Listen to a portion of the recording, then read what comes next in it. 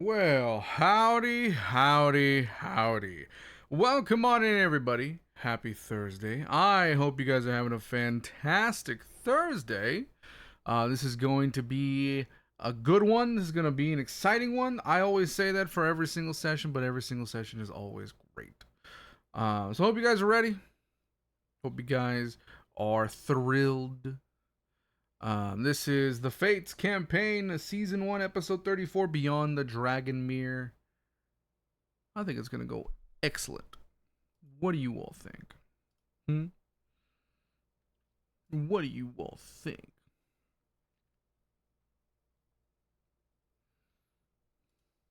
But Cookie, thank you for the 125 stream streak.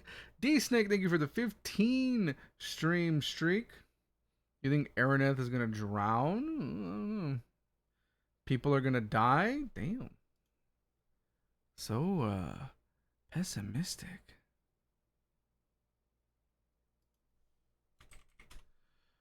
So, shall we begin?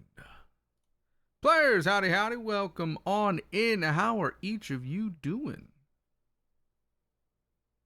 DM, God, howdy, why howdy. so loud? Phenomenal. Thank God I only Why, had hello one there, headphone DM. on for that. God damn. Why, how are you, DM? I'm good. My AC is finally fixed. Let's go. Hell yes. That's what I was So, about to ask. We chilling in a cool room.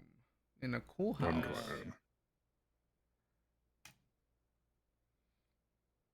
Oh, Cookie can't hear Discord. Oh no. Rip. Rip. That's what happened with me when I had to leave and rejoin like 3 times. Hello, normals. Hello, normals. Well, hello, normals. Oh, hello, normals? So she's Normals. technically late. Oh, Wow, imagine being late, Disadvantage. Cookie. you're starting your PC? Okay. 1 sec. 1 second. Damn. Look at that. We're at 10 seconds now. 15 They hate us. seconds. 2 minutes. No, I'm just kidding.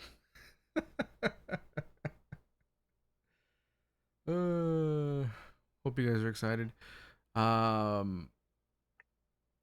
This is going to be a good one, I think. Me and Robo were having a debate. Uh-huh. Are we sailing off? Because I thought we still had a day before we sailed. You guys can do whatever it is you want to do once I do the narration. You guys wake up, but by the end of the evening, you guys will be sailing away. That's what I thought. I was right. Okay. Yeah, so that's Goodbye, so you people, guys have all beautiful day land. to get whatever supplies you need, talk to who you need to talk to. At some point that you will be summoned by the dawn, and then you guys will sail away. That's the structure. Sail away, sail away. That's the structure. Unless something else goes awry, you guys do something else. You guys walk away. This know? group always stays on track. Oh yeah, 100%. Oh, most Keep that definitely we damn deck do. in the bag. Pull another card, see what I happens. mean, I haven't wanted to play with it since it happened, so we should be fine. Pull another card, see what happens. Unless a mean, crewmate long wants time to you play got a good time. cards on deck. You You guys hear know, me? Yes. we can hear you. Hello, Cookie. My Discord lost my mic and my streamer X thing entirely. I had I to didn't- redo everything. I Damn. didn't even hear the hello normals come in. Yeah, another day. Yeah. It's because I just did the reset. Windows update. Oh, yeah, I Windows did do a update. Windows update. That doesn't explain why I had to restart my computer though for it to register my streamer X because it was working fine earlier. Sometimes drivers and Windows are a pain in the ass. That's the only idea I have. I just double checked mine because I just also had a Windows update, but we're good. We're Gucci. Oh, now I have to open up everything again. I'm getting all my bad rolls out now, guys. Don't worry. Well, in any case, did they actually fix the vent in your room? Of course not. In any case, Narration I don't time. know who does have the deck right now. I think Artorias has the deck. Either Artorias or Cawpy. Yes, One of I the two. have the deck, and it's Artorias. safely locked away. I do not plan on playing with it. Copy. Steal it. Mm-hmm. Rolling stealth. I'm sure Cawpy has stolen. Can someone plenty of go things. into someone else's bag of holding? Oh yeah. Mm-hmm. Yeah. Oh, I did not know that. It's not an ender chest from Minecraft, sadly. There's no password. Anyways, Nobody steals They're from me. not No gonna more like- sweets for you. damn. Yeah, but how are you He gonna still know? has her CSU. No way for you to know. Morning arrives gently, almost apologetically. The rain that had blanketed Marsember for days has finally broken. Sunlight filters through scattered clouds, casting ribbons of gold across the canals. For the first time since the attack, the city feels quiet. Not peaceful, never that, just tired. From the windows of the Azure Chalice, the sounds of rebuilding echo through the streets. Hammers strike fresh timber, masons repair shattered stone, boats once again drift through the canals.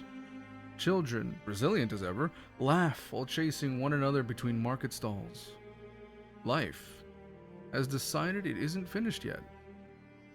The scent of fresh bread drifts across the district, not from Grant's bakery. That place remains silent. Instead, another baker farther down the street has begun giving away loaves to families who have lost everything. One kindness replacing another. One neighbor refusing to let another stand alone. Downstairs, Gregor is already yelling, "Oh, the hinges go on that side!" Oh, actually, why did I buy another nice door? God damn it. A few patrons chuckle. First genuine laughter heard within these walls in days. Breakfast waits upon the tables. Gregor insisted.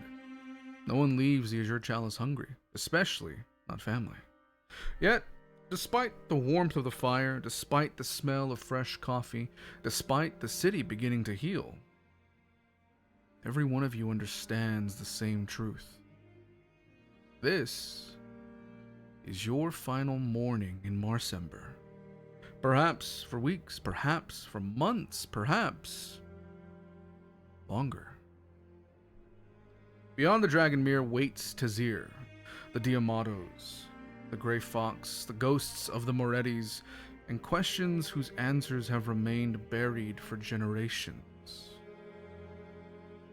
The lion gathers its strength. The moon keeps her silence. The raven waits, and somewhere, far beyond mortal sight, winter smiles.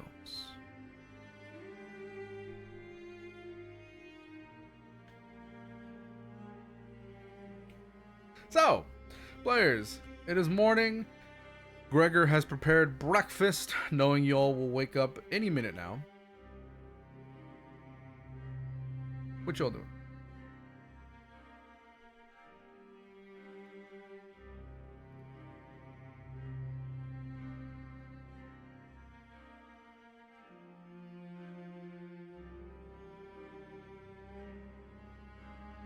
I think Araneth will probably open his eyes, and first thing he'll probably do is go through all of his stuff, just Okay. to make sure everything's still there.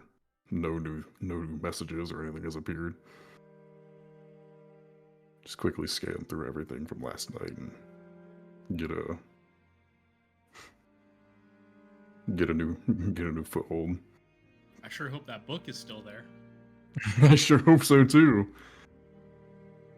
You check your belongings, seeing a hint of frost, but it quickly melts. Checking every crevice of your bags and not seeing anything new, not seeing anything taken.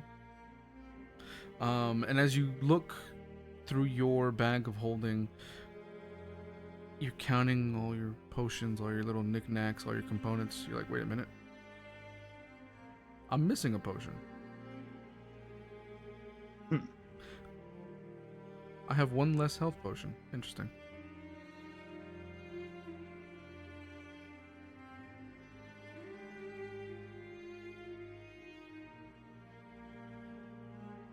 Wonderful.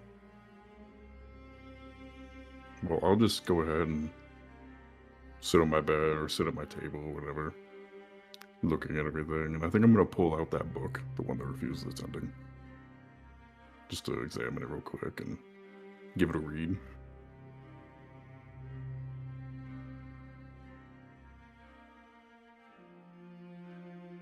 Which book was it again?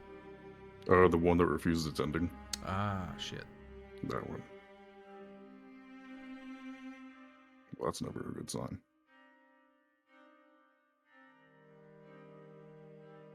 I think that's more like, shit, I gotta come up with something. I was gonna say, either he has to come up with something, or he has something terrible we're about to find out. So about Oh, boy. derailing the campaign right before. Guys, we have to fucking go right now. So, go ahead and... Let's see.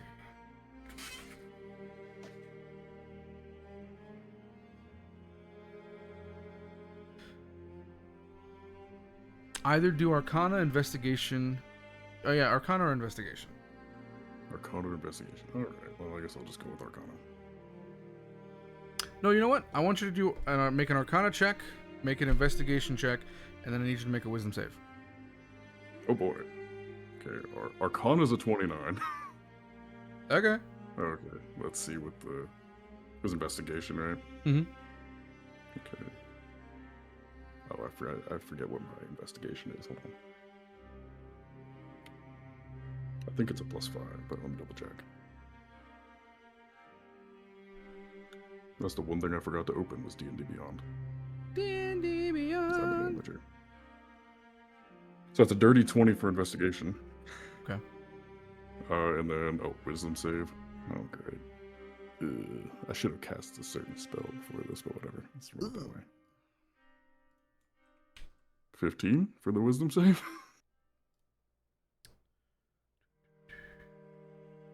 Yeah. Oh, thank God. And suddenly you explode. No, I'm just kidding. Oh, I need a long rest just so I don't forget. I'm still weak from last time. All There we go. right. So, jeez, that 29 really helped. The ink shifts, letters rearrange, entire paragraphs disappear. The new ones slowly bleed into existence.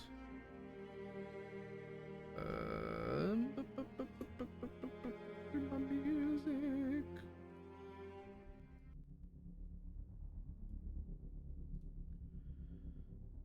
Eventually, the page settles. The title reads Chapter 27, but in Roman numerals, XV22 or 11. You know what I mean? XVII. Chapter 27, on things that refuse to end. There's text that reads, there are endings that arrive because all stories must eventually collide. There are endings denied through fear. There are endings stolen through pride. And then, there are endings that reality itself refuses to accept. The words slowly blur, changing, and another paragraph appears. Every civilization eventually discovers one forbidden question. Can an ending be undone? Some seek resurrection. Some seek time. Some seek oblivion. Now the sentences are starting to write themselves as you're reading. None understand that these are not the same answer. A kingdom once attempted to preserve itself forever. It no longer exists. Another sought to erase suffering. Nothing remained. Another tried to remember everything. Eventually, it remembered too much. The page begins trembling, and another sentence appears. Every ending denied becomes someone else's burden. The ink on the page freezes. You notice that a lot of the lines are still there, save one that has been scratched out. It's not torn, it's not erased, but it's been written over so many times that you cannot read it. Except, there's one word that remains visible. Engine. And nothing else. The page turns itself. It's blank. Then one sentence slowly appears. The archivists always begin here. The wise never finish.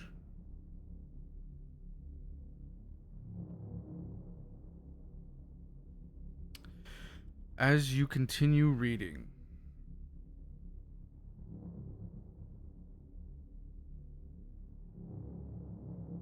you notice the page number 27. Turns back.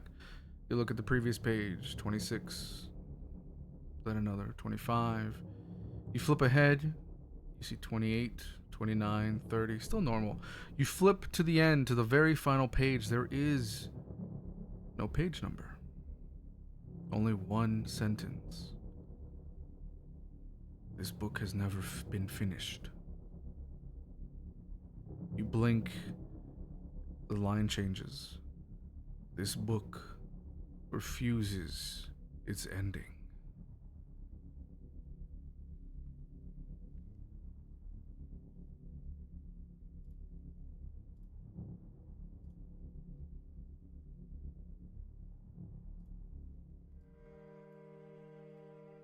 Well, there you go.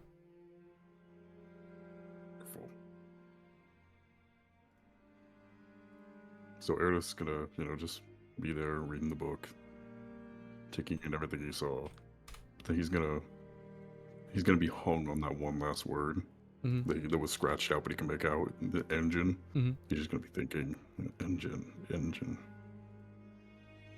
just thinking deeply about that word and what it could be referring to. Sure. He's gonna have like not an epiphany, but like maybe.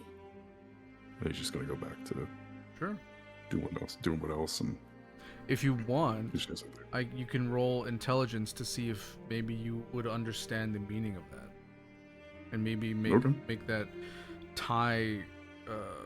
make that epiphany happen for you. You know what I mean? Oh, okay, sure. So just regular intelligence check. Yeah. Okay. Let's see. Ooh, an 8. Never mind. Engine. You hear Gregor yell. What the fuck's he yelling about?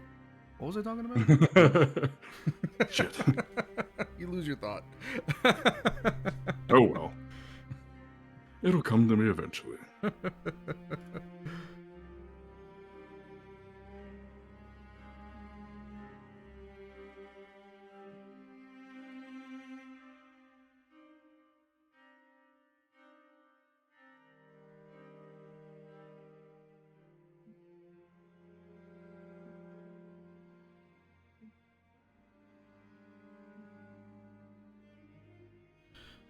Right, and Araneth, that was everything you wanted to do in this morning before everybody else wakes up? Yeah, before everyone else wakes up. Okay.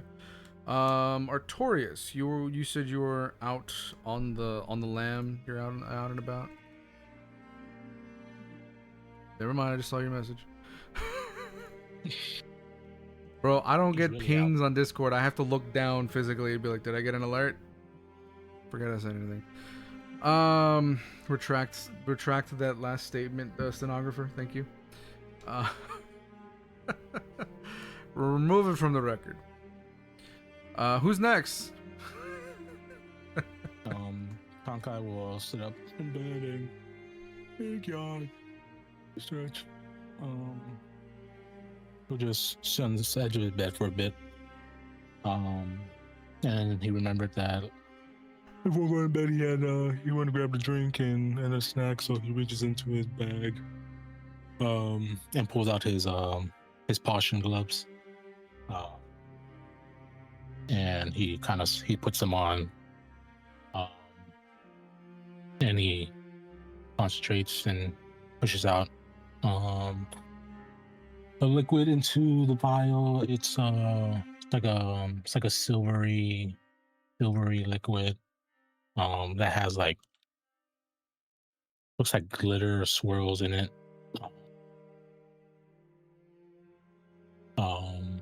For you, I rolled a 3 for the potion, just so you know, for later. Okay. And then I grab it, tap it off, and I put it back into my bag with everything else. I grab my things and I kind of just stand up and head out. Yeah, to go downstairs. As I head downstairs, I stop by Autumn's door. I grab my doll from the corner of the door. The doll is still there, right? You look, and it has been Chucky fight. No, I'm just kidding. Yeah, it's there. All right, I grab it, and then I just trot downstairs and I head down to our table. We have a table at this point, right? Oh yeah, this you all have Yeah. claimed this table. Everybody knows it's your Yeah. table. Yeah. Yeah. So I wave down to like this, like I wave over to like the staff and Gregor, and I just sit down at our table and I wait for everybody else. You immediately get your usuals: drink, food. Yeah.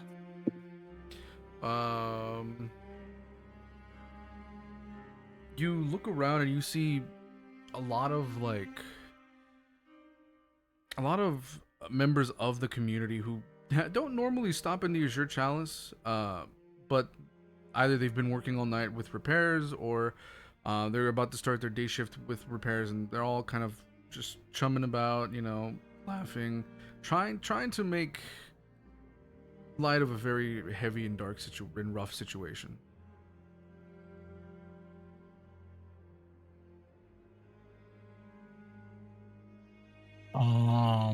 Tonkai like sees everybody, and the people that are in here, like they're about to do work. Is it like, are they like family members? Are they just like members of the city? They're just, some of them are just members of the city. Some of them are family members. But they're all working together to try and rebuild. All right. As whoever, Gregor or whoever happens to put down my breakfast and drinks and stuff, I'll reach down into my pockets, and like I'll scramble around, I'll pull out, and I'll hand them, what's a good number here? I'll hand them 30 gold and say, if any of the volunteers or help want a breakfast, lunch, it's on me today. Oh, thank you, Tonkai. They're gonna really appreciate that. Thank you. And he goes over, and you see him kind of whisper to some of the other staff as one of them was about to collect the bill, and she kind of tells them no, and they start pointing at you, saying that you covered it, and slowly, one at a time, they'll come over and kind of like pat you on the back, thanking you, as they all head out to go continue construction and rebuilding and all that. Yeah, I'll like, I'll kind of do that kind of hand up, like kind of acknowledge it, but then I just start grabbing. Yeah. And while Tonkai is eating breakfast, who's next?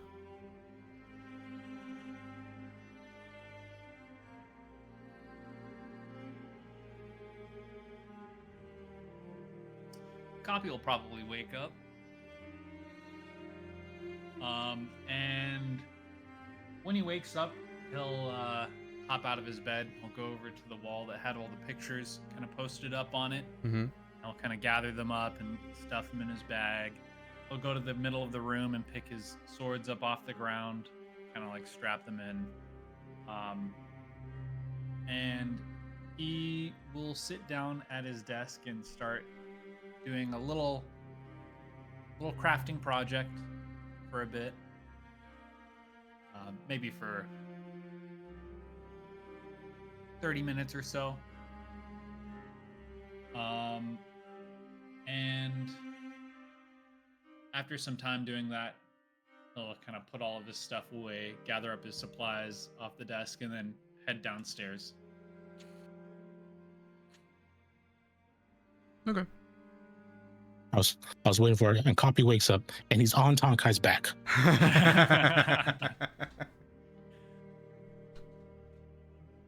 Stealthing even in his sleep. But nothing unusual, nothing sneaky today. Okay. Just heading down to get food. So you think. Oh.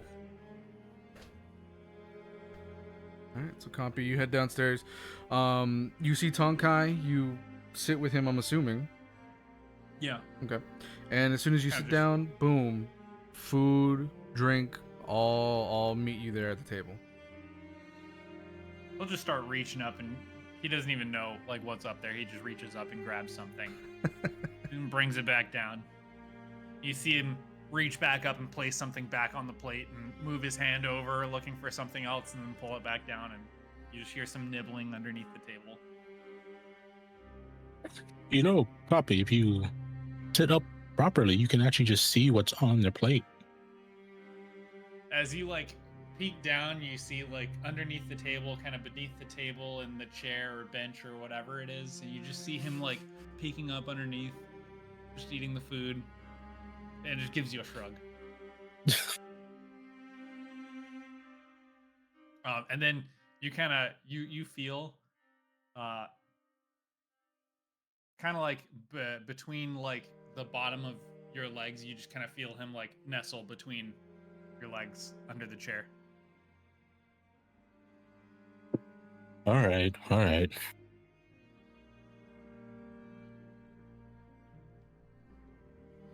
And as you nestle between the legs, Silia, Yeah. do you awake? You have been awake. Shit, girl, say something. I've been in pain, bro. I had a flare up. I'm sorry. I'm not speaking when I'm in a flare up. Silia's just glowing on top of the roof. Yeah, No, I'm no longer glowing, according to Ruben. correct. He's a beacon on top of the tavern.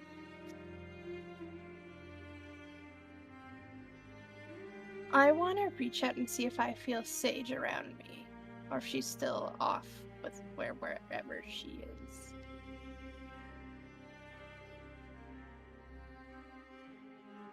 You wake up, you look around your room, remembering, oh shit, that's right. She fucked off. You try to reach out. Nothing.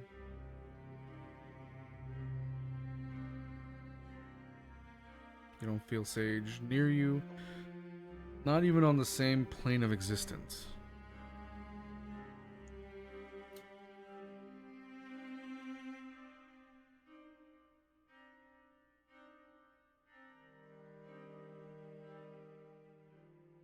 Okay.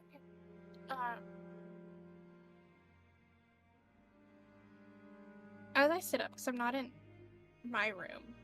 Mm-hmm.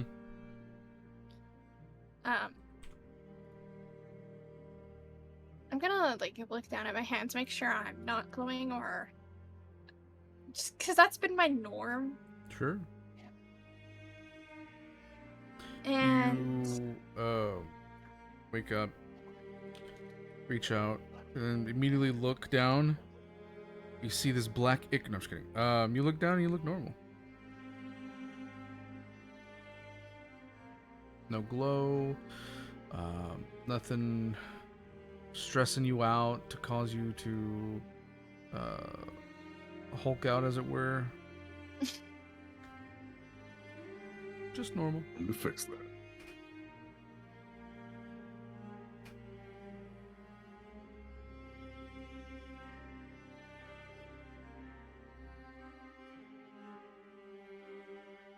Before I go down, I want to just kind of sit with those flashes of, I guess, memories that I had when I had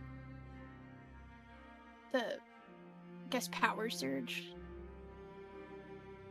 before everything, and kind of try and make sense of them.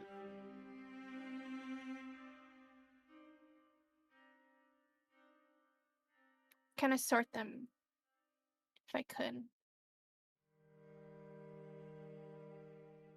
Okay. Do I have to roll anything for that? Or can I just sit with it? You sit with it. Okay.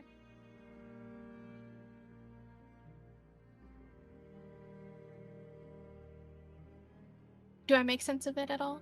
No. You sit there meditating, thinking about the things you've seen, things you saw. Nothing is making sense. You try to put the pieces together and just not getting anything. Almost kind of like there are still pieces that you're missing.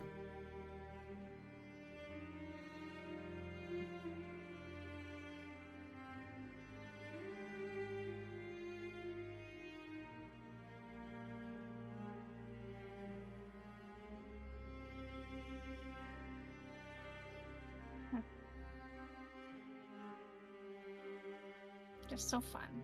Oh yeah.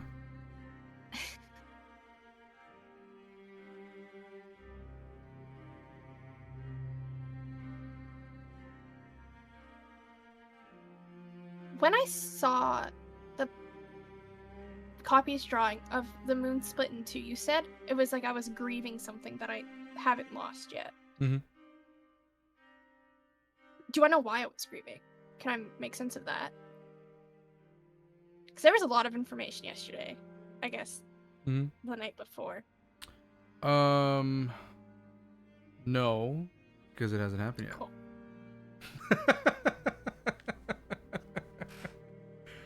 In the drawing, was there any discernible features that I can remember? Like, was there like a tall building, or was it just of the moon, or was it like a specific tree there or anything? Make a... That is actually a question. Let me check my notes real quick. Okay. What are my notes? Can I ask what phase the moon also was in?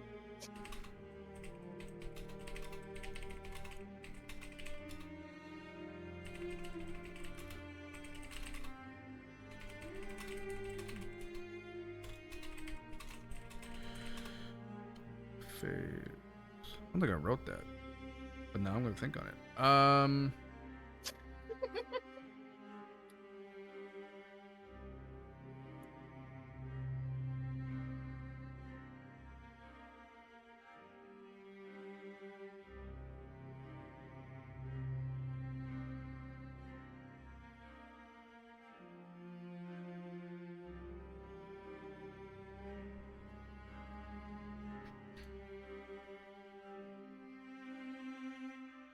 Oh, that's right, that was. Roll insight for me.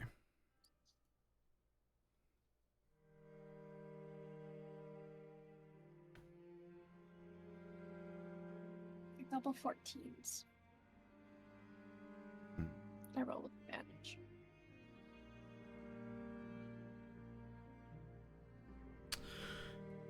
You meditate on this, closing your eyes, trying to remember. As you focus on the image, which the drawing was a 12, so Mhm. you see the moon. It's not clear what is surrounding it. You do see that the moon is cracked, sort of like porcelain being cracked. The two halves, they haven't drifted apart. It was just kind of cracked down the middle. They remain sort of connected, held together by something invisible. You don't remember seeing any stars, just darkness surrounding the moon.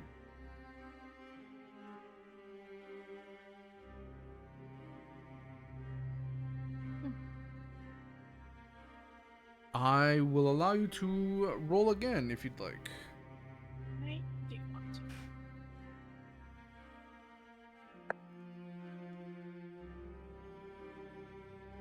It's a nat 20 for 21. Okay.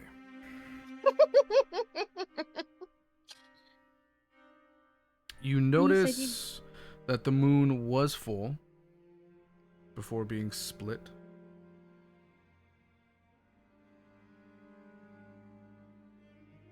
You notice something that wasn't inherently in the drawing.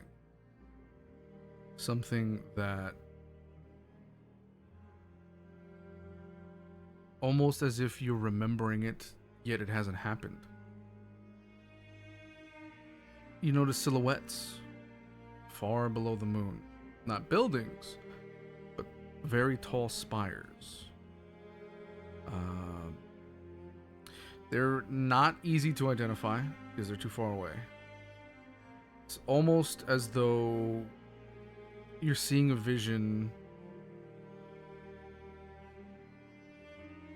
and the vision wasn't showing you what city it was, but just showing you the sky above it.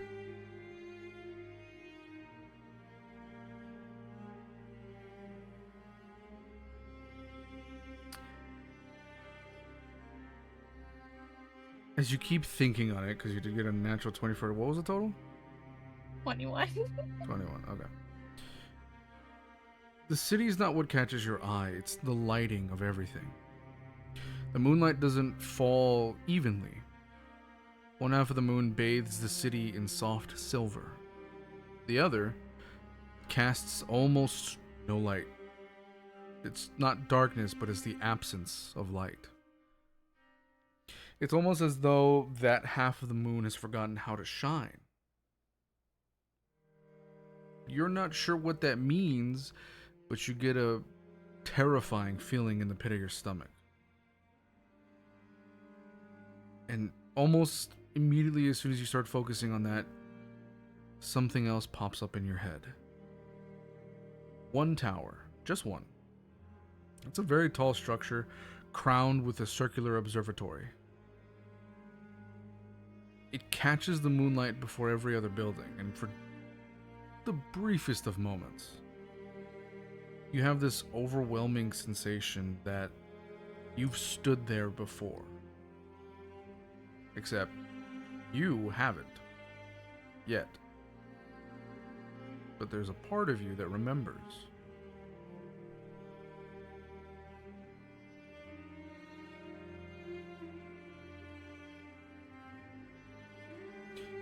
As you're remembering or looking at this vision, trying to decipher, discern what's going on, a single tear rolls down your cheek. Completely involuntary. You're not sure why. Something deep within you is grieving. You're not sure why.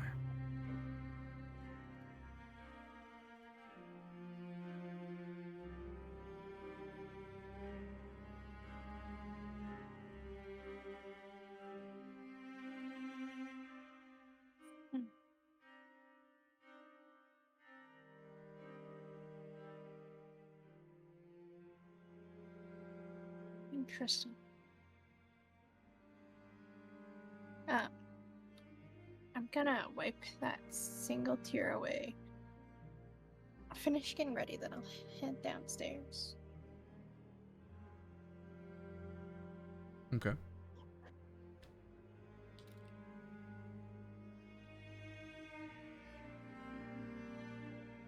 As you finish getting ready and you head downstairs, you see Tonkai eating breakfast. Cawpy nuzzled into the legs of Tonkai. And as you sit down for breakfast, Gregor brings over your usual drink, food. We got your door. Should be installed right now. Again, this one it's another nice door, so please tell Artorias when you see him not to break this one. Thank you, Gregor. Of course.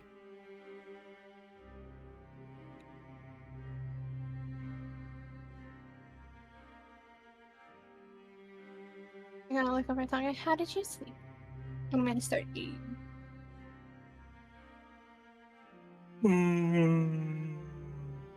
Okay. Oh, my back hurts. That's Miley and Tonkai.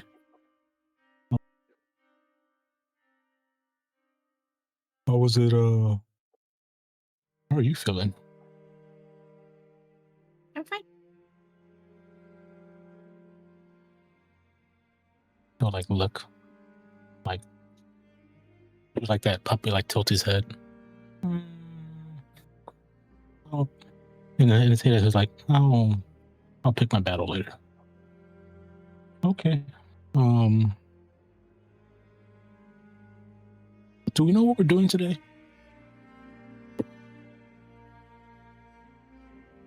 Aren't we being sent to Teziir today? Oh yeah, but like, is there any other business we have to take care of first? In the background, you hear somebody go, "Drugs!"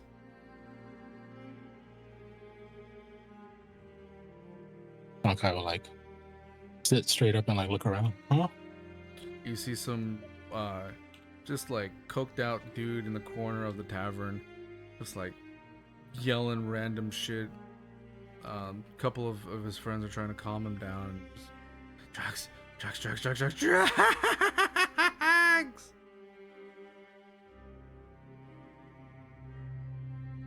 I thought we don't do drugs. Glad to see Cormier has crackheads too.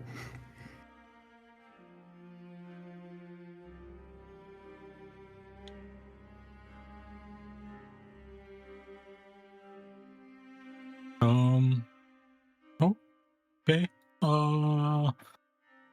Tonkai have anything here that'll? No, he already gave his weed to somebody else. And that person's not even on this plane of existence. Yep. The poor old man in Barovia. We should go visit him. We should. No.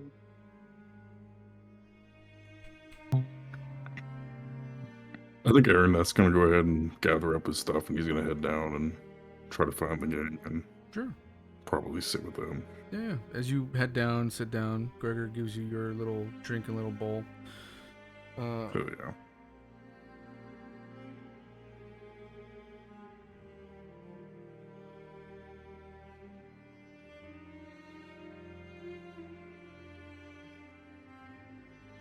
You guys continue eating your breakfast. Excuse me, talking amongst yourselves. Artorias.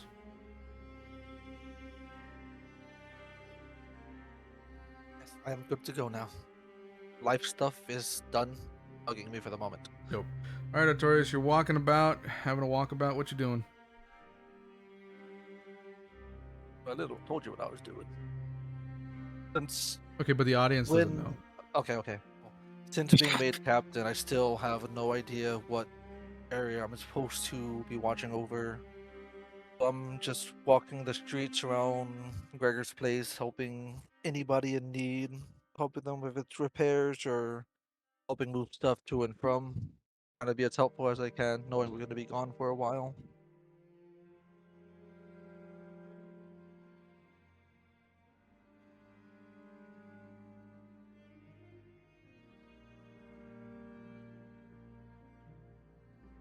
Okay.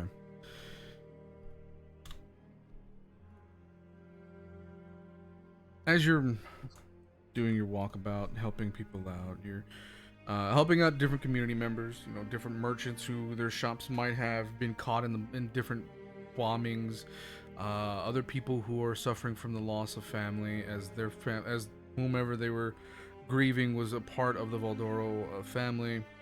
But you're doing a good job. You're helping out here and there. I need you to make a wisdom save. Oh shit.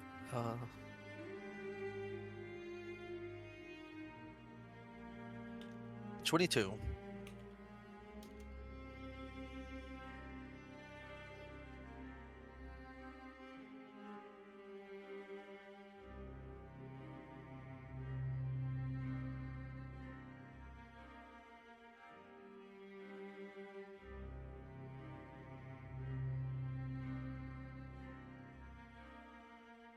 $22.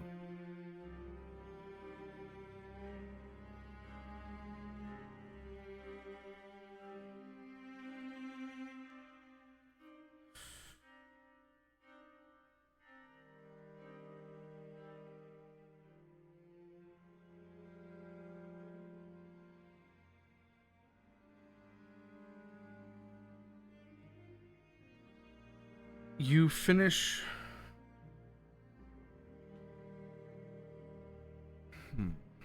How am I gonna do this?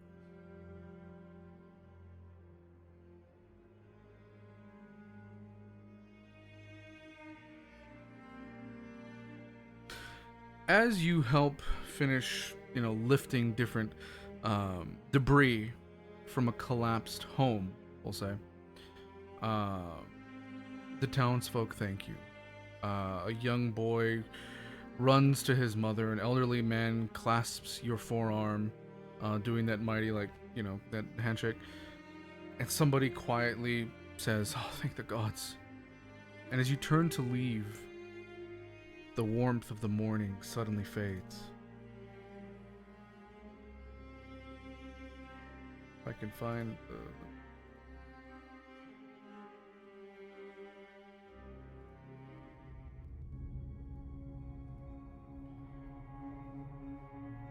Not the temperature, but just, the feeling of it. A familiar voice slithers into the back of your mind. Soft. Almost amused. Look at them. They thank you today. Tomorrow, they'll bury someone else. You keep working, trying to ignore the voice. Hope is a lovely lie until reality remembers. This presence recedes, like someone walking away down a dark hallway, but only for now. As you continue to work and help out.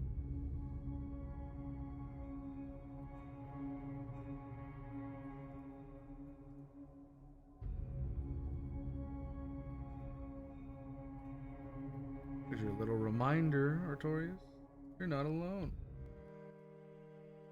Yeah, it's been a while since the bitches went crazy in my head. I'm also going to take account that I've probably been gone for a while, and I'm going to start slowly making my way back towards Gregor's while helping any small things I can on the way there.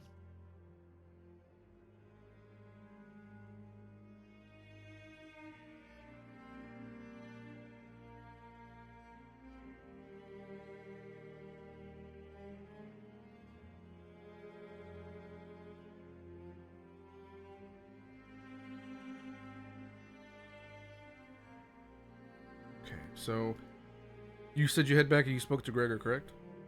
I was making my way back to Gregor's, and on the way, if I saw anyone else that needed help, I was gonna give them a quick hand on the way since I've been out for quite a while. Yeah. You're helping out here and there, being the muscle for them, lifting different things. helping an old lady get her cat that's up in a tree, lifting different debris, helping someone pick up their dropped groceries, until you finally make it back to the tavern.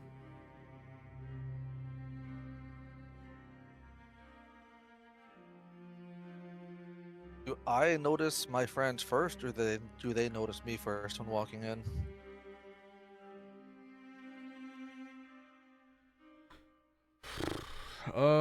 You know what? Everybody make contesting perception checks.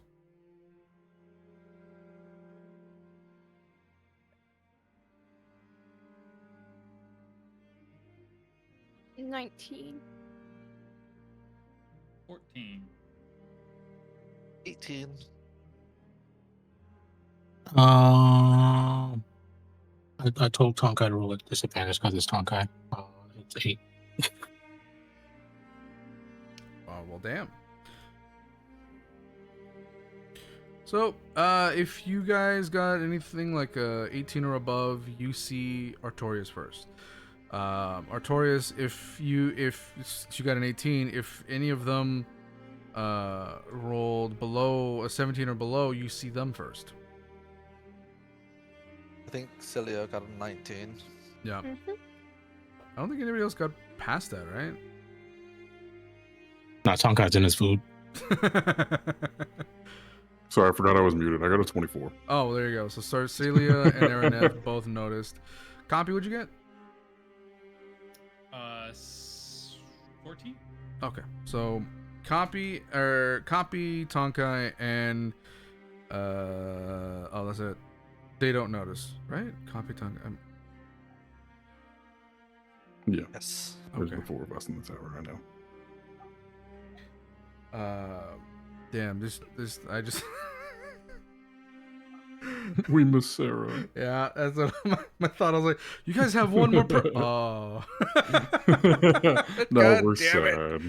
sad. Don't hit us in the wounds, man. You're twisting the knife right now, damn it. Your Anyways. words cut deeper than any blade. So, Artorias, you notice Tonkai and Cawpy before they notice you, but Silia and Araneth notice you before you notice them. So you walk in, Silia and Araneth both look up, Artorias, and you look over, oh shit, and then you see Cawpy. You know, you get it. I don't know if Silia is gonna be like Artorias. I feel like she's gonna be mad at me. Go Captain. Well, my Captain. I'm giving him a glare. Well, hello, oh Captain, my Captain.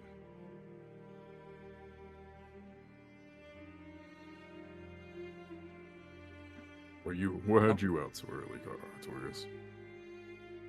As I'm walking to the table, I'm just gonna give like a light wave to Gregor, and I'm gonna go join them.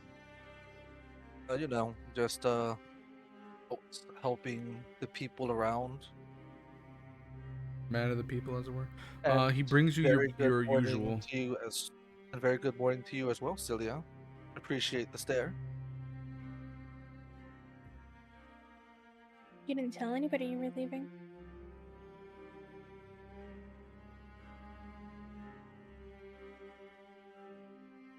So Celia's door is replaced.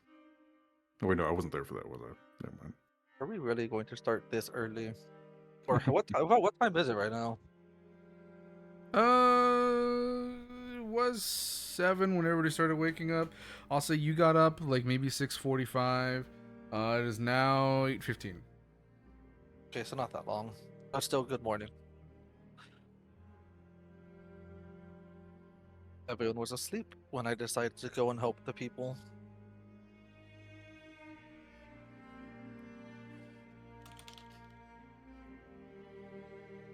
And I'm pretty sure if someone would have asked Gregor, he would have informed that I was out. It's true.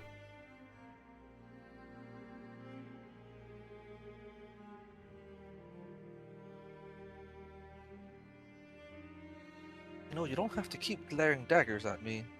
I'm not the one with the target on my back.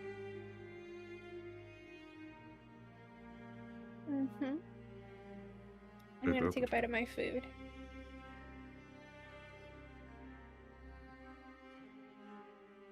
I'm gonna assume everyone had a good night's rest.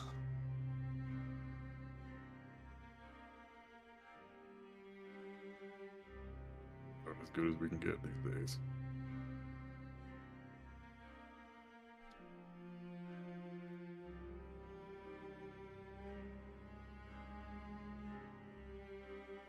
As I take a drink for my drink, I'm just gonna like subtly like rub my temples because of hearing the voice again. How are you holding Do up, I catch Artorias? that? Make a perception check. Can I make one too? Sure. Cool.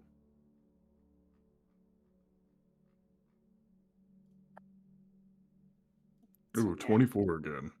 Nat 19 for a 23.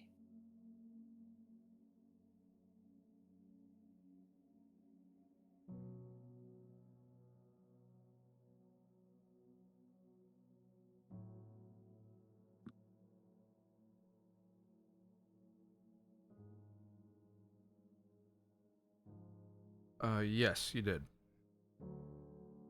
Sweet.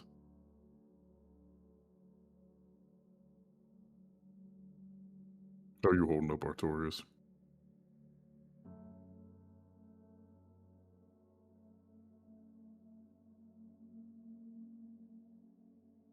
I was having a good morning.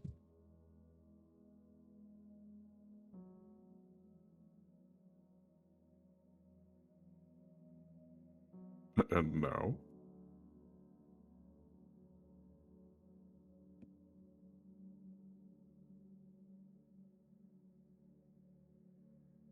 It's nothing that you have to trouble yourself with, at least for now.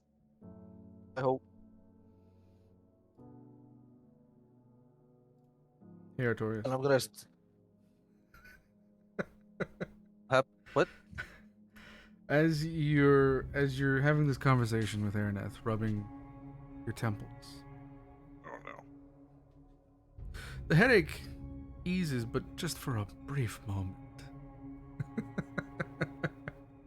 Oh, is he about to have a dirge moment? Is he Then- just want to squish me? The room seems to grow quieter. Not actually quieter, just distant, sort of like if you're zooming out of the situation. Oh, good. The good drugs hit. Drugs. Nice. Yep. It's almost like someone placed a blanket over the world, kind of. The laughter around the table dulls. The cackling fireplace becomes little more than an ember. And then you hear her. Almost sounding sympathetic, almost. Listen to them. They laugh because they still believe tomorrow belongs to them.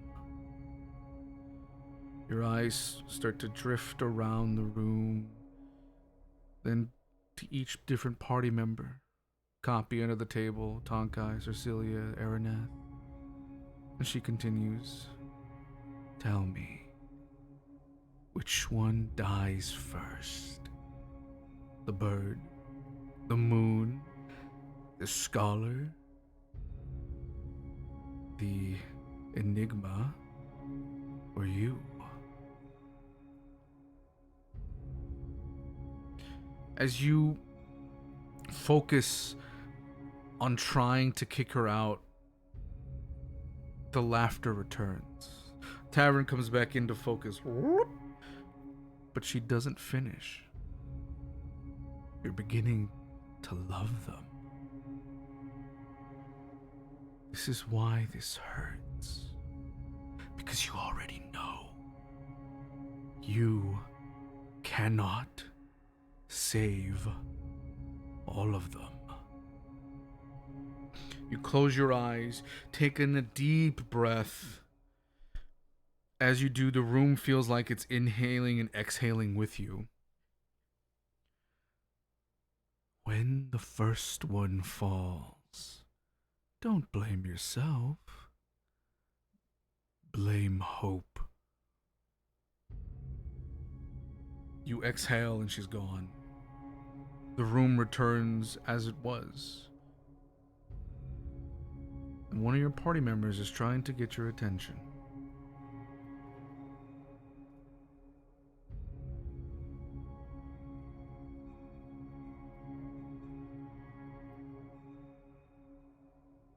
You on this plane here, Artorias? So snapping his fingers.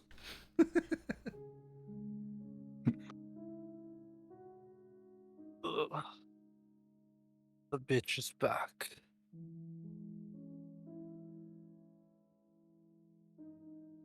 The bitch came back. That's a good theory of a And dead then- man song. And he's just gonna be like rubbing his temple and then half in pain, but like half in like annoyance. Just fucking irritated, yeah. Only fitting for this group, huh?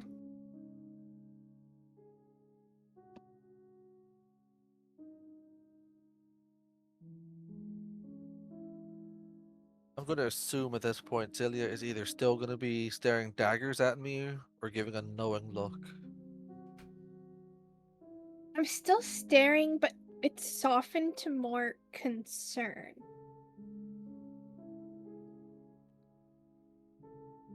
Ernest's gonna look at Ernest's gonna look at both of them. Look at Artorias. Just you should be careful. She might kill you first.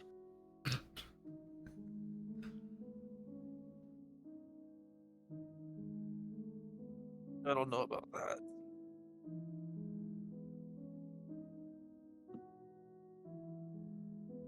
And then I'm just gonna give her like an understanding look. It's okay for now. I don't think we have anything to worry about. At least I hope.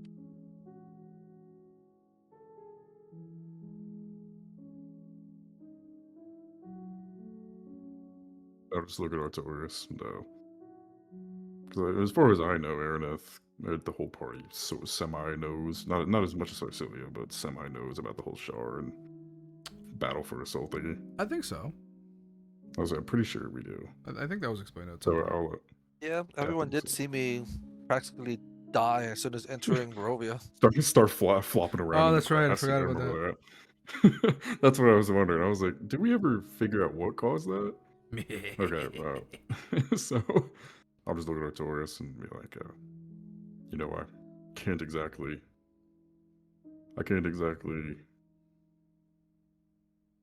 push away dark forces, but if you're ever having trouble, I could potentially help fortify your defenses against her, so to speak. You're not alone in this.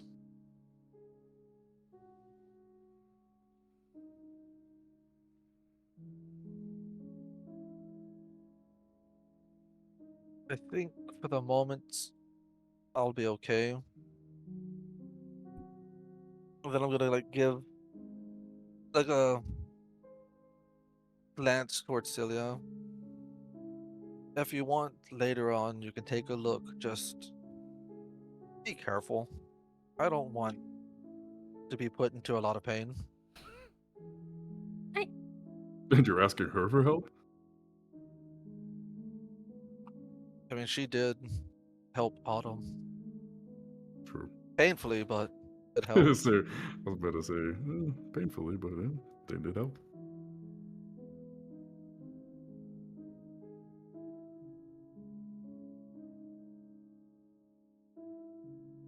And when the Okay. headache starts to slowly go away, he's gonna start slowly eating a bit of his food.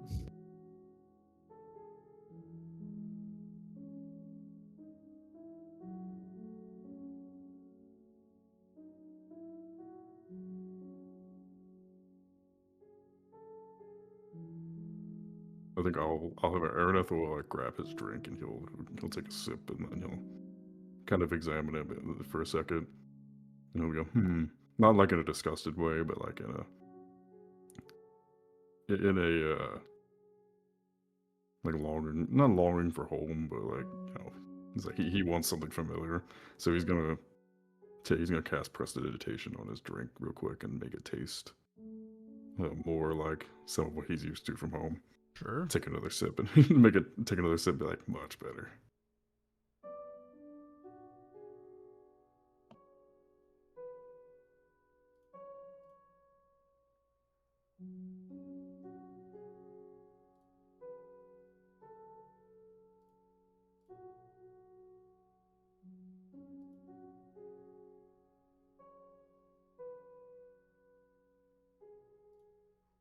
Also, what was Silia gonna say before I said I started slowly eating? I just give you a nod. Okay.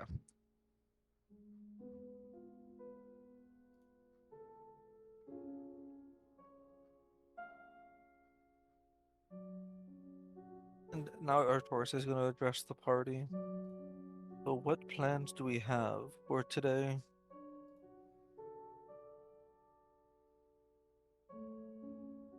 Well, it's our last day in Marsember for probably a while, so preparation is always useful at times like this.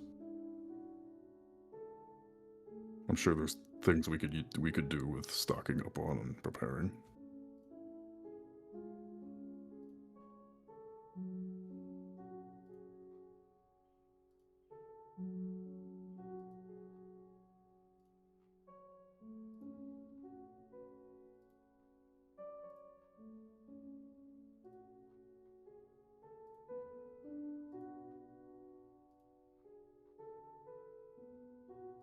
Seems like the other two are well engrossed in their eating at the moment. Huh? Is there anything you Well, want before we head out? Tonkai is gonna. He's gonna like look in his. He's gonna like stick his head in his bag.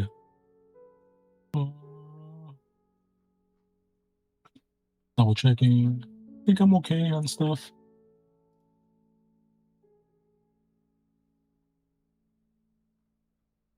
I personally would like to try and find a map of Teziir. I think that would be helpful.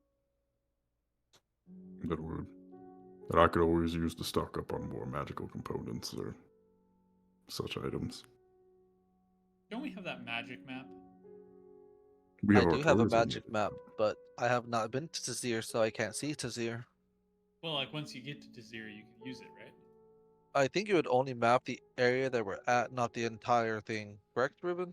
Yeah, so if memory serves, because it's been a minute since I've actually looked at the magical item, I believe it is a map that covers about. Let me look it up. I can't remember how big it's supposed to cover.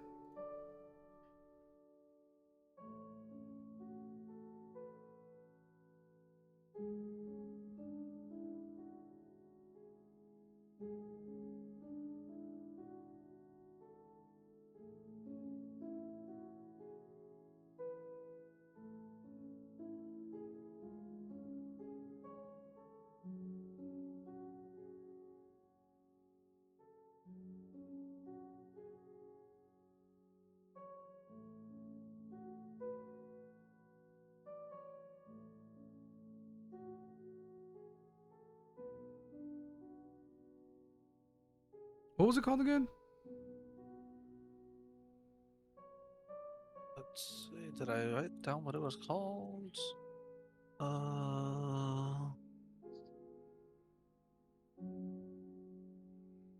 It was just called the map that changes. Okay.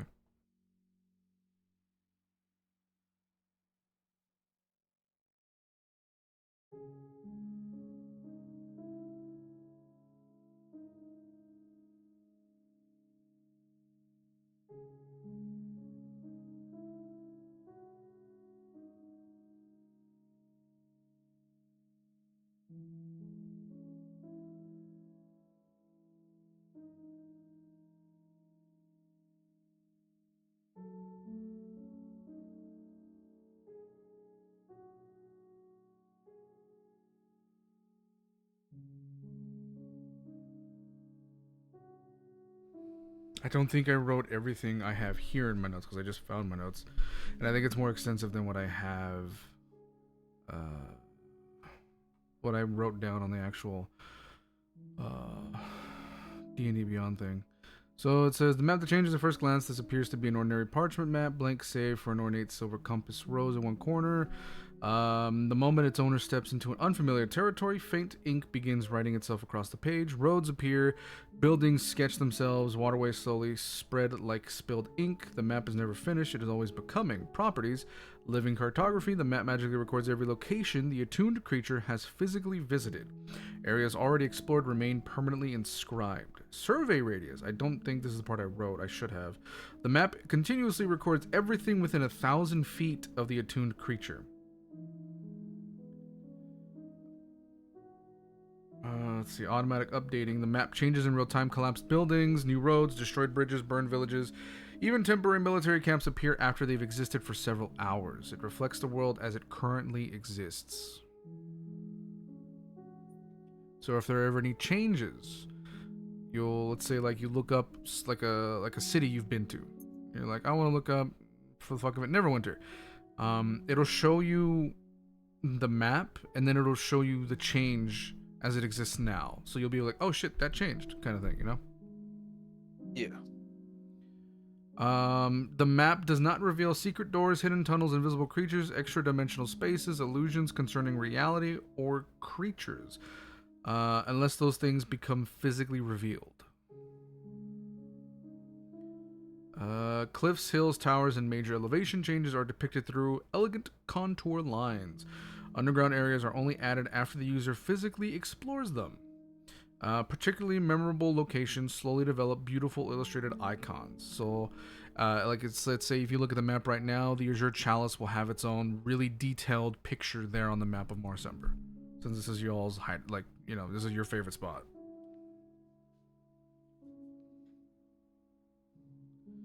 Let me see. Oh, that's right. I'm continuing to look at my notes, and there are things that I wanted to add, but I didn't know if I should. And now I'm reading about them. I forgot I wanted to do this.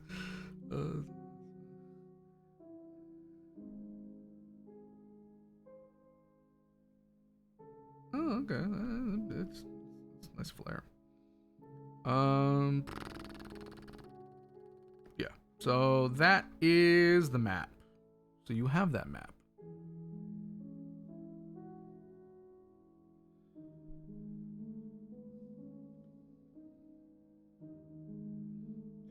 Oh, hiccup.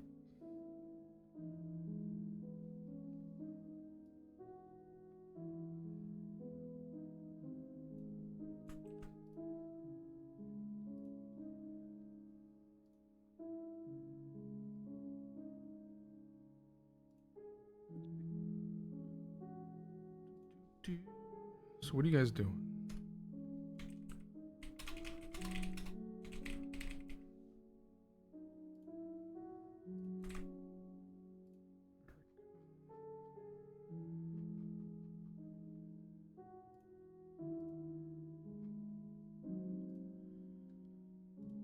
Let's look down at Cawpy. You think there's anything that you still need, Cawpy? Cawpy will like kind of peek up at you through the table, and he's like just finishing off his food, and he'll just like drop the scraps of the food on the ground underneath the table and kind of get up and walk out from under the table and kind of just like clap his hands off, and he'll like look at his bags and then look up at you and just shake his head no, and then he'll start like climbing up onto your shoulder.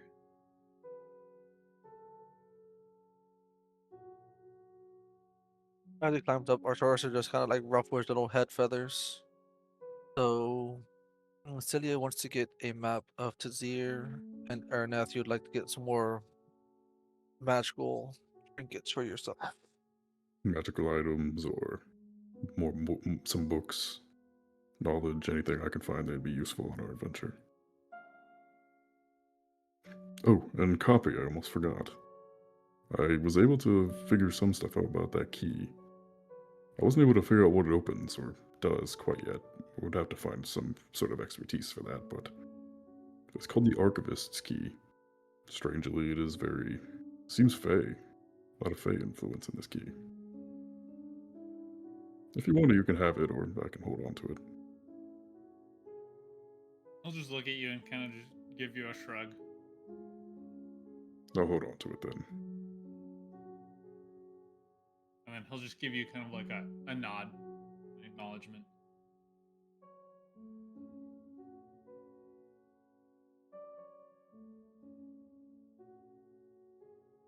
I'm about ready.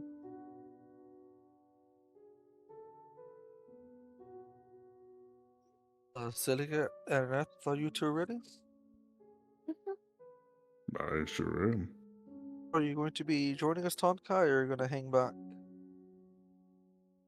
He like this. He says that Tonkai's like the last of his like plate, like head tilted up. And swallows down. I'll follow.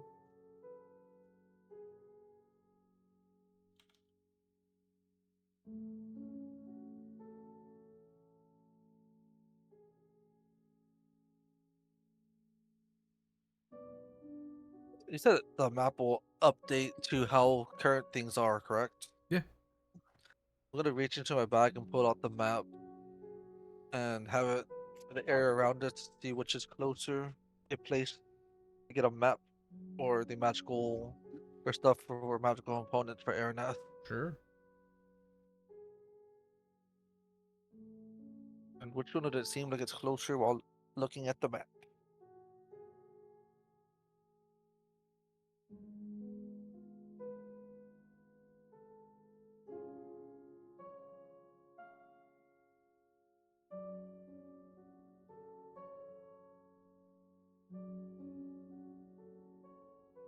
As you open the map, you see it create sort of the surrounding areas, and you notice that as it's recreating the areas around you, some of the locations you once knew that were there and are now destroyed, it fixes itself in real time. You'll see it create it and then reestablish itself and destroy it as how it is right now. Let me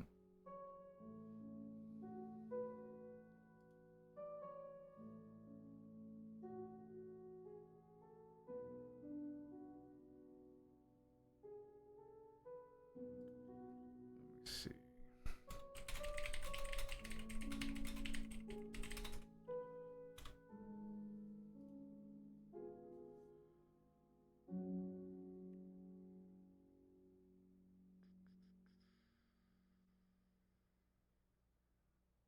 You find a place called the Cartographer's Lantern. As you're thinking about where to go for a map, you see a little icon pop up that goes boing, boing. Points to that for maps.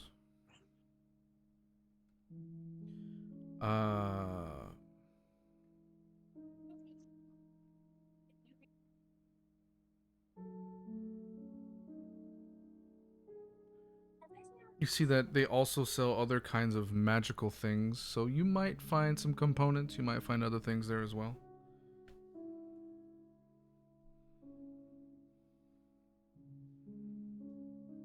Just depends on what you're looking for. Okay.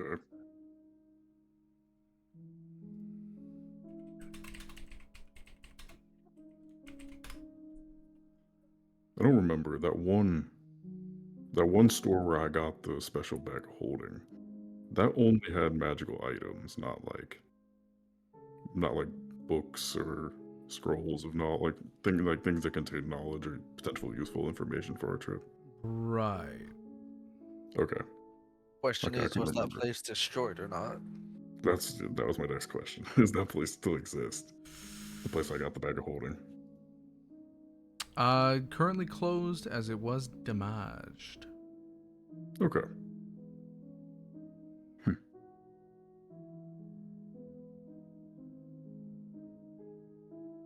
So I guess we'll hit up the cartographer's place first, see if we can get everything. If not, we'll look for another spot for your components. Sounds good to me.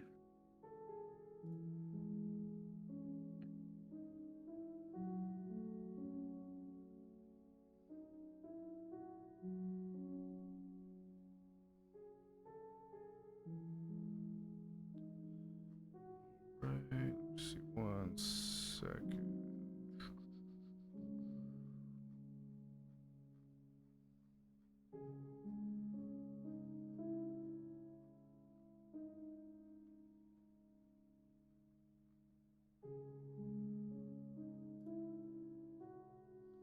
He's gonna stand from the table. All right, let's get going then.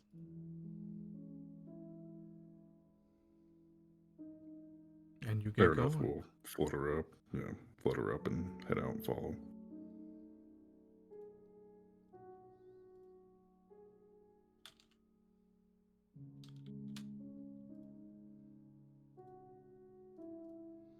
You guys head out, make your way to the cartographer's lantern.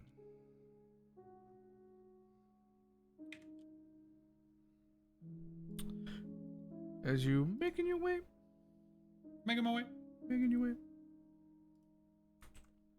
trying to get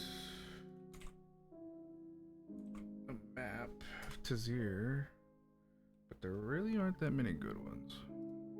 I still feel like I'm the only one that doesn't understand that reference. Making my way. Making your way. Making my way. You know the song "Making Your Way Downtown, Walking Fast"? Yeah. Critical Role, they say that a lot whenever they say "making your way." When it's like you're making your way, and they'll just be like "making your way" because of the song. Ah. Yeah. It's like a very common overused like exposition transition. You make your way. and Yeah. then That's Making kind of your like the way. call out for it. Making my way.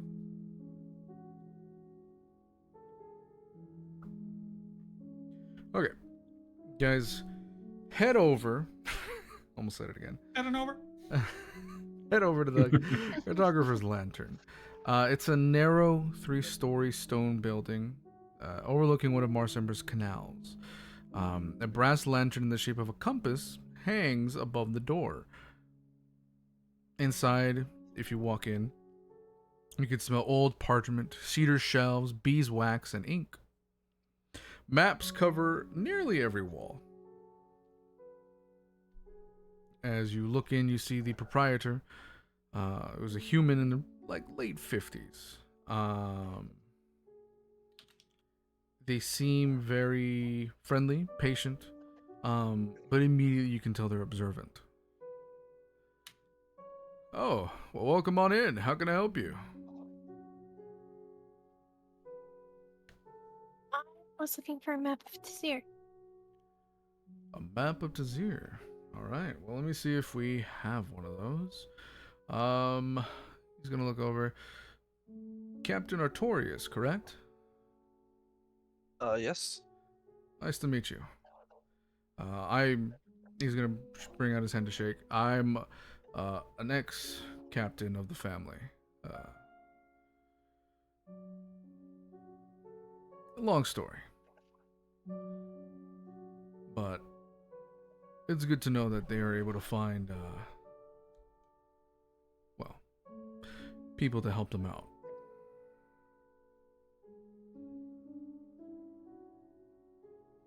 Goes around, looks for the map, comes back. Map of Teziir. Opens up the map. It's a hand-drawn map. You see a couple of different points.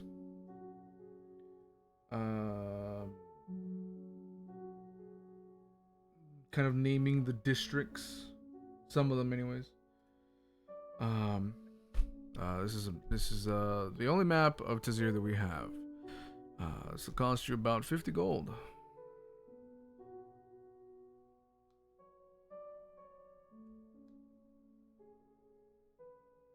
And I just dropped the gold on the table. Excellent. Thank you. Was there anything else that you were going to be needing?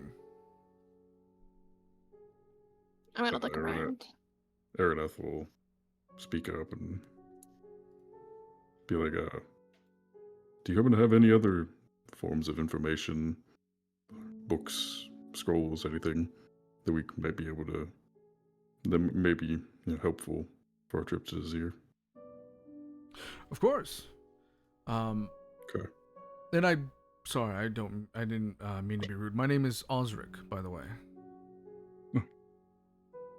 Lovely to meet you, Osric. Now, you're looking for magical things, components, as it was? Yeah, sure. Okay. We have a few. He's gonna kind of look around. Where the hell did I put that? Ah, goes over, brings this huge sort of chest, puts it on the counter. We have a couple of different spell components. I'm gonna be honest with you. I don't know what any of this is. My son is the one who sells this. He's not here today. But they're all labeled, thankfully. So let me see. We have. Oh, okay. We have diamond dust. He's gonna look at it. Looks like 25 gold a packet. It looks like. How many packets do they have? 4. I'll take 2.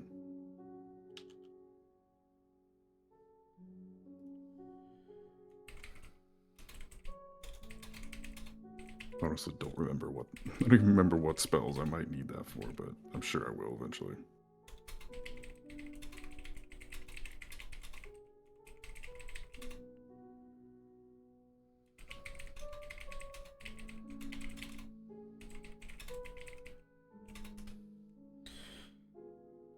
Hands over 2, and he's gonna continue. We have several pearls, about 100 gold pieces each. No, I'm good on those. Fine silver powder. How much? 12 gold per packet. Do you have 3 packets? Yes. Take 3 then. We have gold dust, sulfur, bat guano, incense. We have some rare inks, treated vellum. Keeps digging. He's like, this chest is deeper than I thought it was. Blank spell books. We have some quills that are enchanted that never dull. What about those rare inks? Oh, let me see. What does it say here? You see him bring out some spectacles and he puts them on. Not as young as I once was. This says looks like 25 per cartridge. 25 gold. I'll take 2. Okay, puts 2 out. Let me see. Oh, and he has a different section. He pulls out a smaller chest that was in there. He's like, how the fuck did that fit in there? Puts that on the counter. We have Phoenix Ash, Wyvern Venom, Basilisk Scales, Elemental Salts. What is all this shit? Feywild Moss, Shadowfell Obsidian, and Moon Water collected during a full moon. Okay. So what were those last few? It was. I caught Moon Water and the. Moon Water collected during a full moon, Shadowfell Obsidian, and Feywild Moss. Let me check that Feywild Moss. Let's see. That is 150 gold. I'll take 150 gold worth then. All right. You get a little bit of moss. Nice. Also, I'm buying that more as a souvenir than anything because I don't know what to use it for. Is that okay?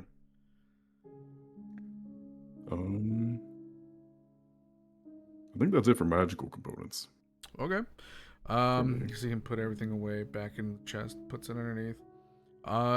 We have a couple of magical items that my son sells. Brings out a lantern. This is the Everbright Lantern. Notice anything about it?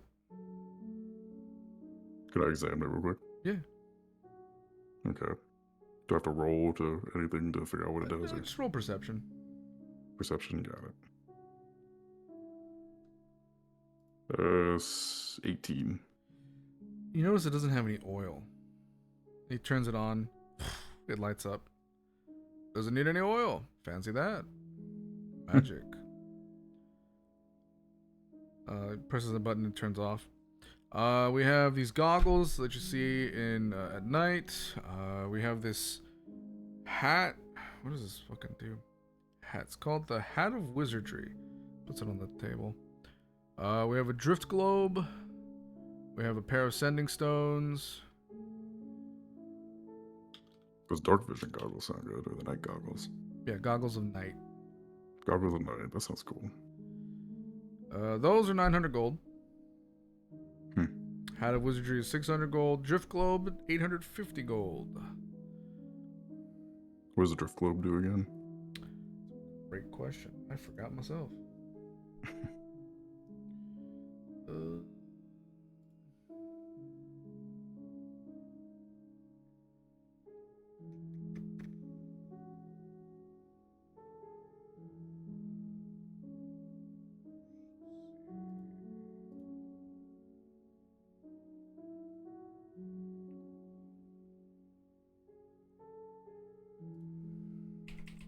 Drift.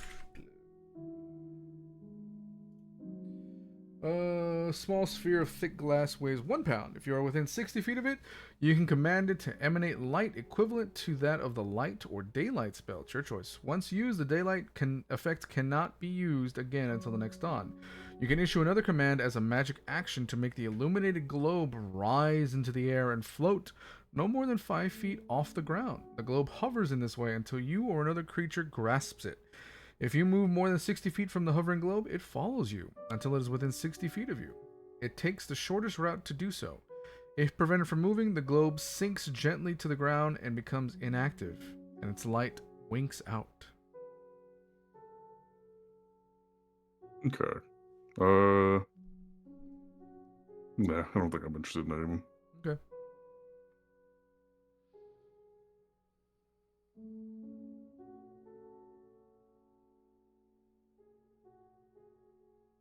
And then, did he have any kind of books, scrolls, anything that might contain any kind of knowledge or anything like that?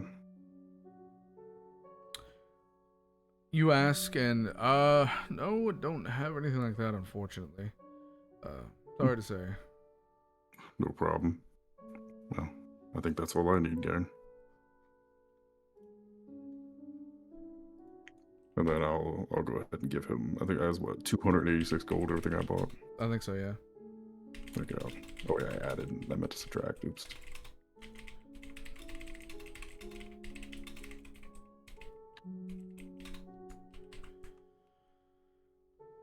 Okay. I'll just hand over the gold. Thank you very much. Well, is that everything I can help you all without today? Cawpy will kind of like scurry up after seeing some of the stuff that Araneth was buying and question above table. Sure. What's the difference between regular ink and rare ink? I think it's just fancier. Um, If I'm being honest, I think that's the only difference. Let me check.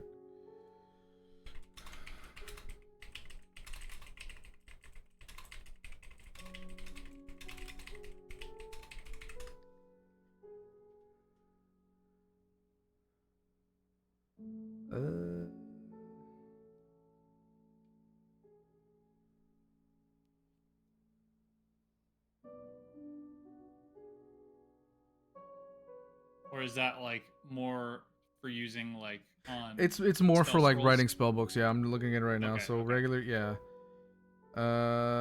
It's rare ink. It looks like will allow you to also work with alchemy and other special components. For like, it looks like maybe so I for like higher level spells. Yeah, I think it's involved in higher level spells, and then I think, yeah, like you said, some alchemy, and Yeah. I think also producing scrolls, if I remember correctly. Yeah. Yeah. And what does it take So- to produce a scroll? Money and time. A bunch of gold and hours. It's either hours or It's days. hours, I think it's yeah. hours. Yeah, hours of concentration, like downtime. Hmm. So that way, in the future, potentially, or like on this voyage, I could potentially make some scrolls for the party or whatever during downtime. Yeah. Okay. Cawpy's gonna look around for like just regular bottles of ink.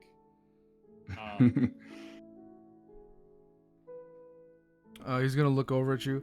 Hey, little fella, looking for something in particular, or? And he'll like kind of pull his hand up and do like a little writing gesture, like pinching his fingers together as if he's like holding a quill, kind of like writing something on his hand.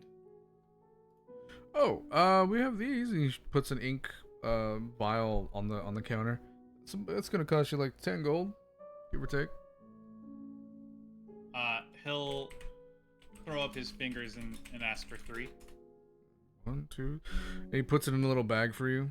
Wraps them up so that when they're clinking, they don't kind of break. He hands it to you. There you go. And then he'll kind of reach into his or he'll kind of reach at his sleeve and kind of like rub the cloth of his sleeve, like looking for like cloth material. Yeah.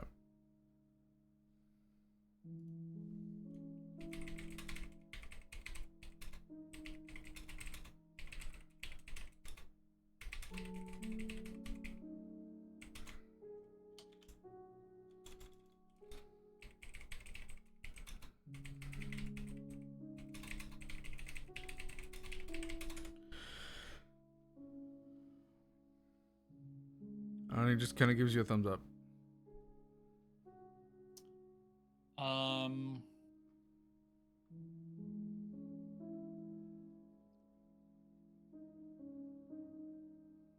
And last, he's gonna reach into his, I guess, how much cloth can he get? It was enough to cover the whole vial, and the vials are like,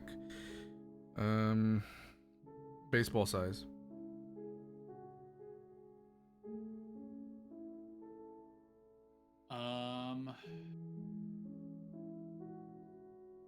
Is there a way, like, is there more cloth available? Like, Yeah, if he you wants wanted to to, get a if you pretty wanted to good buy more amount. cloth, he could probably just sell that to you. You just gotta ask.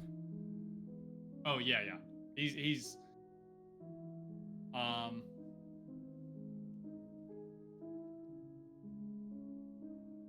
when he like grabs the cloth, he'll like put his hands up, Mm-hmm. kind of like showing a space between his hands, and then he'll like expand the space. Are you asking for more cloth? And then he'll give a nod. Sure. He's gonna look around. Where did I put that? Oh, and he'll show you like the roll's almost finished of the cloth. I say you have like 50 feet left. And he'll just look at you. You want this? How wide is that roll of cloth? It's 50 feet by, we'll say, 8 feet. Damn, it's a lot. Yeah. How much would that roll be? The roll itself, it's cloth. That's nothing special. So I'll probably say like 8 silver. Then he'll nod for that. Okay. He's And gonna then- start to hand it to you. And he's like, it's kind of big. Does anybody else want to? He'll kind of like open his bag of holding. Oh, to, like- okay. And he's gonna start putting in there. He's like, oh, that's what one of those things does. Okay, just shoves it in there. Yeah, he'll like just strap it to his side. And last he'll reach back into that bag of holding and he'll pull out like a little bottle of oil and kind of shake it. And kind of give him like a little quizzed look.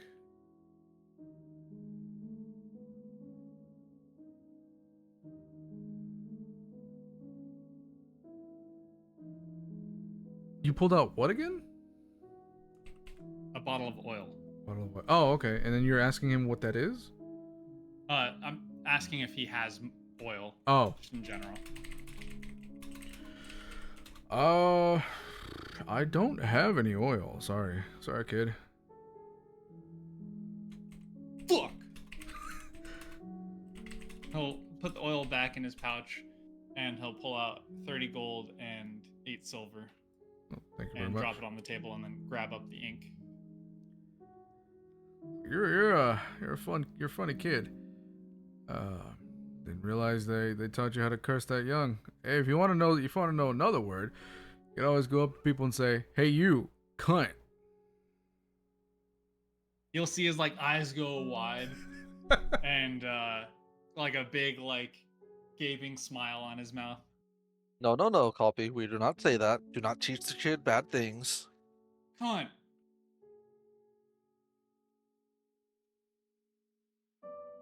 Oh God. Let's hope he doesn't say this in front of the Dawn.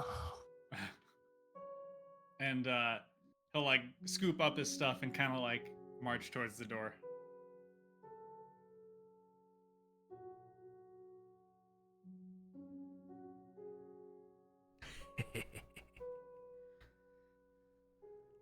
Well, if that's everything, thank you all for stopping by. And good luck out there.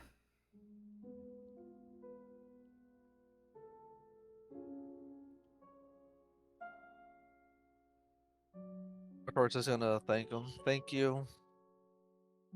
And just know, you're probably gonna get this child in trouble for that. And then she's gonna walk out the door. He just smiles.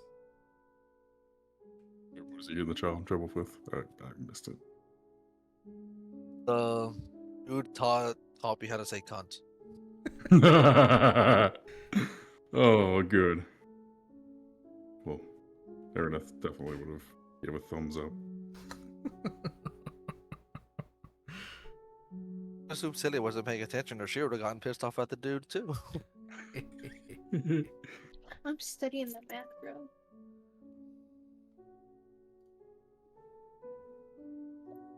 As you guys leave, a soldier is standing outside waiting. Oi! Don wants to see you. I'm gonna look around. Is all my party outside with me? I am.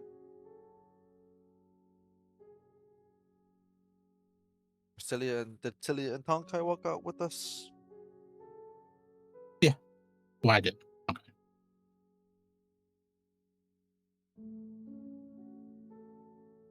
No, we're all here. Go ahead and lead the way.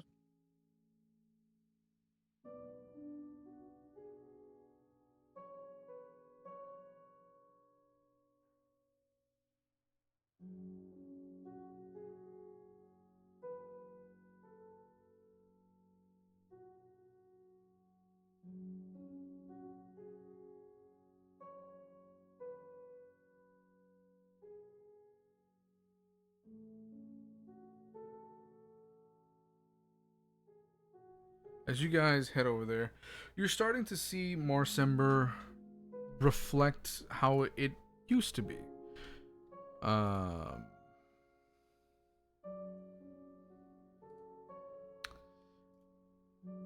Before everything happened, the rebuild is looking really good. There's a lot of improvements that are happening, and you guys are starting to notice that.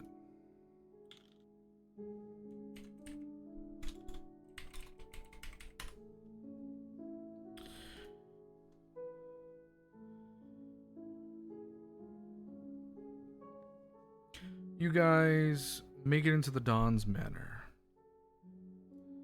And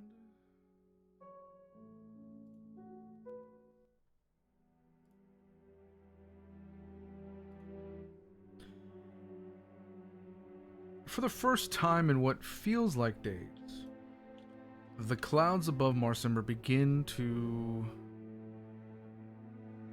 shy away from the city. You continue to see shafts of sunlight spilling across the canals like molten gold. City being alive again. Carpenters hammer fresh beams into damaged homes. Merchants reopen their shutters. Sailors shout across the harbor as cargo is loaded beneath the cries of gulls overhead. Life, stubborn as ever, continues.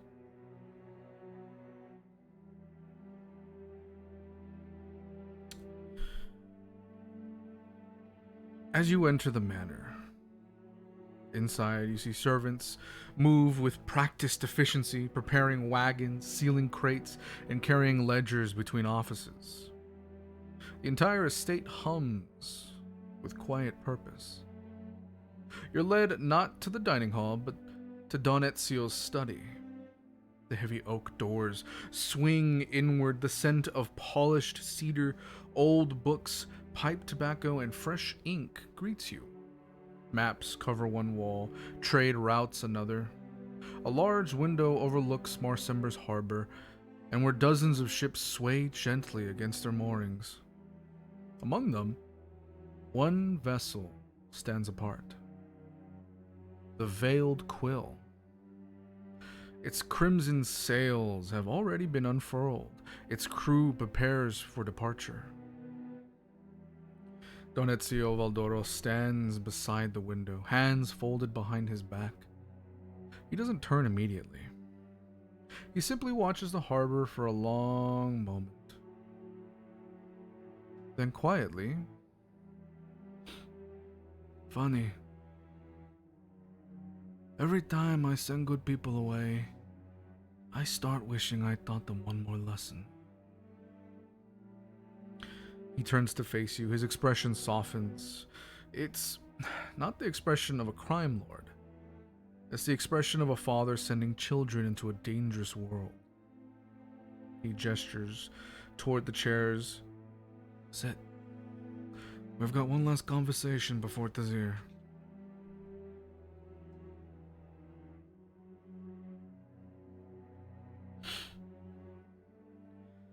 "I need you to understand that you're going into enemy territory.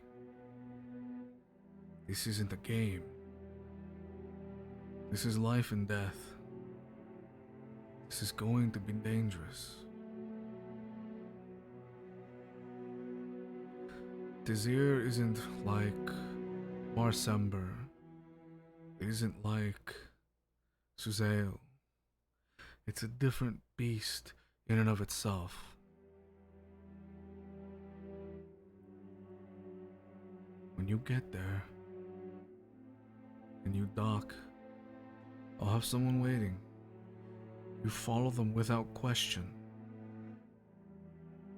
Because if you don't, and the family sees you, dead. Do you understand?"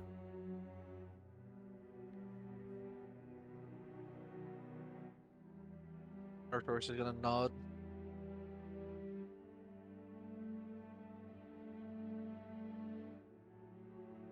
Good. Who are you meeting? Well, he smiles.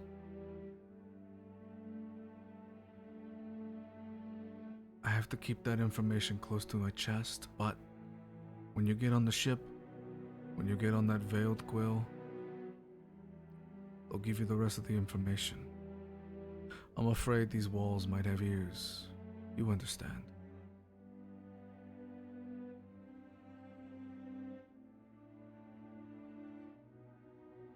He's gonna give him an understanding nod.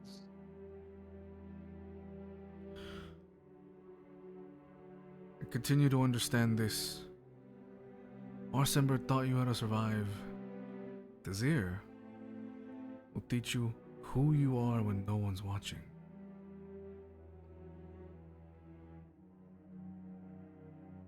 You see him reach into his desk, pull out some fresh travel papers, a letter of introduction, a detailed map of Teziir, and a sealed envelope bearing the silver lion of House Valdoro. He's gonna slide them across his desk. "Your ship leaves at sundown. Let's make sure you're ready."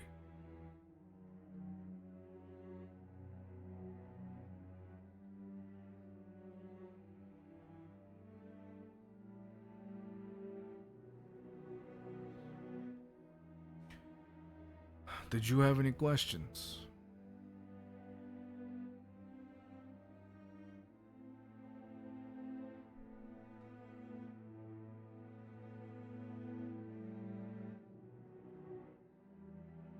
Gonna look around at the party, see if anyone has piped up or has a question.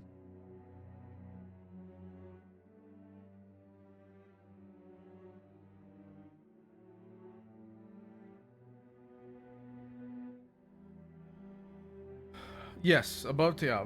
This is a recon mission. That's why he's making it very clear not to engage with them. This is strictly recon.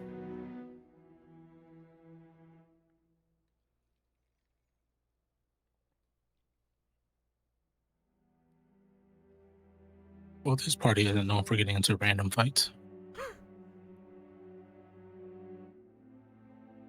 Did he tell us what he wants us to find? Anything you can find that'll help figure out like any future plans or anything that'll help out the Valdoro family. Any secrets? Right now, the Valdoro family is kind of flying blind as far as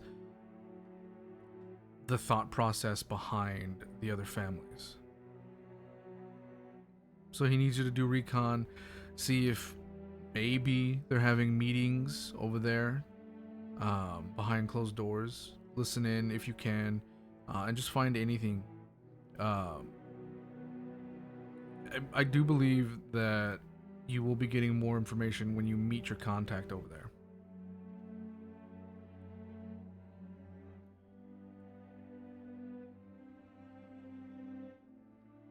His Tonkai would be like, is there any areas of interest we should focus on? Like, is there a tavern we should maybe check out? As a library we should be interested in?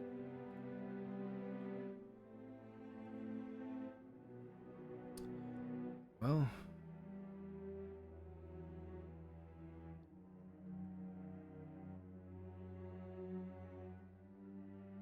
a couple of places that the DM doesn't remember.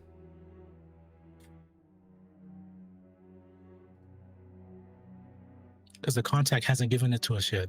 Correct. Yeah. You'll get all your information when you meet the contact.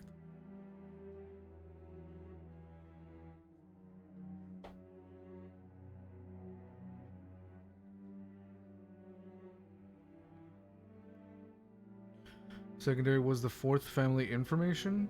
What do you mean by that? Are we looking for information like on the fourth family as well?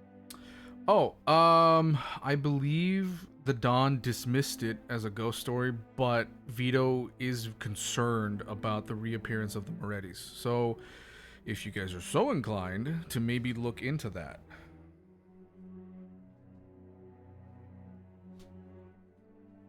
Araneth has so much he wants to learn.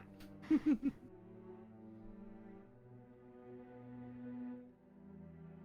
bet Teziir has plenty of bookstores. Oh, probably.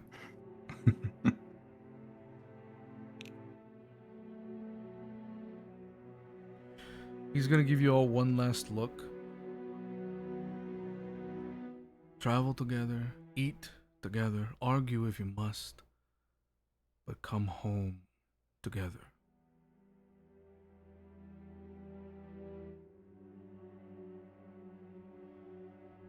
And he kind of orders you guys out. Or and the Artorias is gonna, as we're getting up to leave, he's gonna give him like a kind of knowing-ish look. If we are spotted, what are our odds of making it out alive? If you're spotted, run. Do not fight. Because if you stop for even a moment, and he's gonna look over at each member of the party, I fear that half of you will be coming home.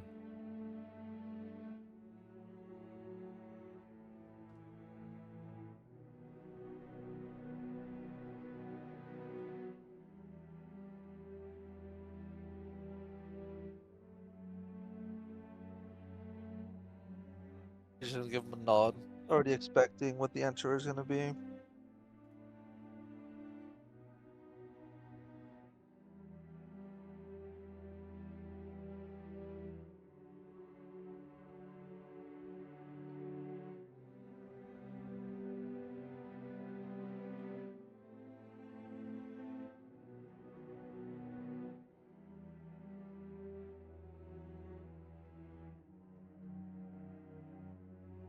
And you guys leave.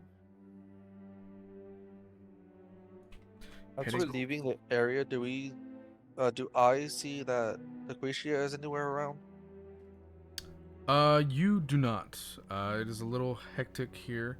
You're not sure where to look for them.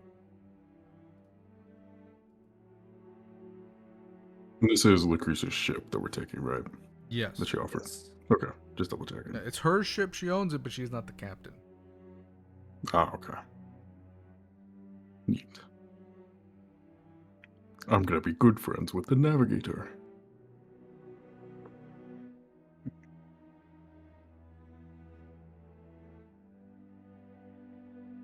So, as you guys exit the Dawn's Manor, what are you doing now? What time of day is it now? It's like still early afternoon. I'll say like it's maybe 12:30, 1 o'clock. Okay. Well, I guess I'll probably say something like, we leave soon, but we could always do with more information regarding where we're going, so if we could find some sort of library or some place with books, records, anything. That would involve me handing you the maps, but I haven't done that just yet. I Lol. still have them. Get wrecked, Silia. I took the map. Ha! What you think? I'm the captain. He handed the stuff to me. I hadn't passed it to you just yet.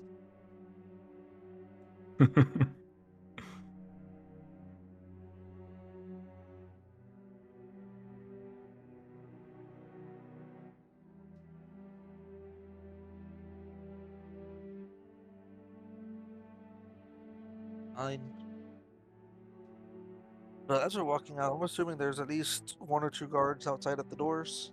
Oh yeah. I'm just gonna ask them, do either one of you know where Lucretia is at the moment? Yeah. I think they look at each other. Where the fuck did the Dawn? Oh, yeah. She left early this morning. She had to go do some business for the family. I don't know what. Apparently my fucking that's out of my fucking pay wage. But you know, we saw her get in the carriage and she headed, I think it was east.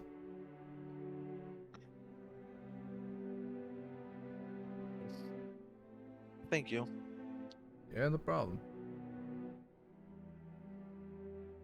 I'm gonna turn back to the party. So, you said you want to try and find a library, Araneth? Yes. There's much information we still could do with. I'm going to pull out my map that changes again and look for a library.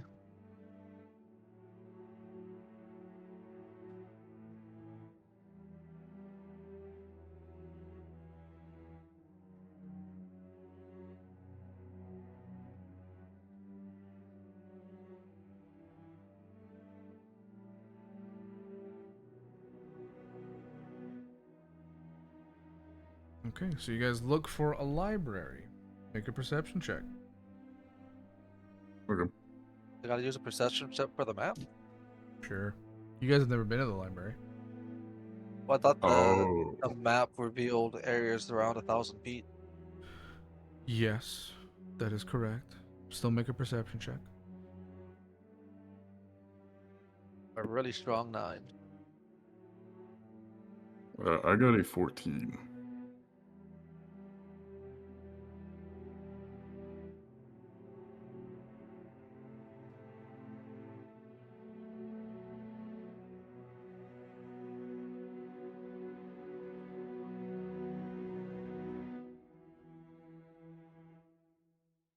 Okay, you guys find the Loibrore, the tide-bound Athenium. Ooh. This is sort of nestled between two ancient canals in the Merchants District. Sort of has a green copper roof. This is the tide-bound Athenium, founded in the year of the Prince 1357 DR.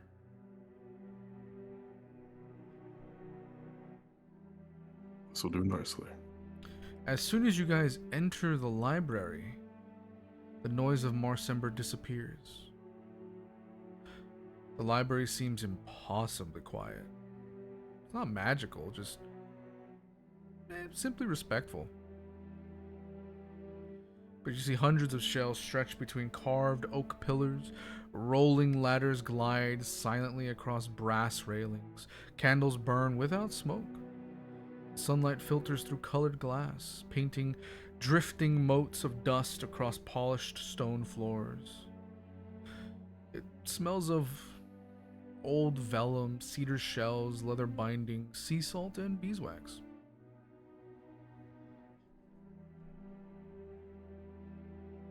I would assume Cawpy is still on my shoulder. Yeah. I'm just gonna whisper up to Cawpy. We gotta stay very quiet in here. No loud outbursts, please. You'll see like a little devious smile there on his face. Yeah, I knew the silence If- spell. If you listen, Cawpy, after this I will take you to buy some sweets. You'll see him like kind of like he starts squinting one eye as he like looks up and he's like weighing the costs and benefits of this decision. What's worth more, the sweets or his amusement? And then he'll just give you a little shrug. See what happens. But you walk inside and you see a moon elf, approximately 240 years old. Hair like silver thread tied behind her shoulders. Small spectacles constantly sliding down her nose. She looks over. Oh, hello. Welcome to the library. My name is Elowin. Elowin Thricebound. Oh my god, it's Cookie! Age and everything. Damn. That is the type of elf that Cookie is, right? Oh yeah. Yep. I'm just gonna initially just like stare between the two of them.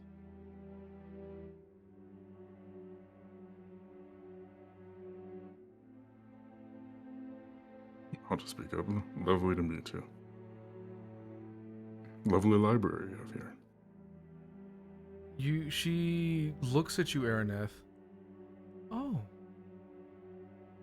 You're a archivist. I am indeed. Well, it's good to meet somebody else who also has a genuine curiosity about knowledge.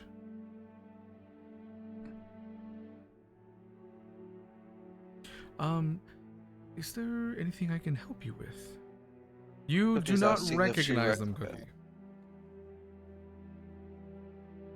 They do or don't? She does not. Don't, okay.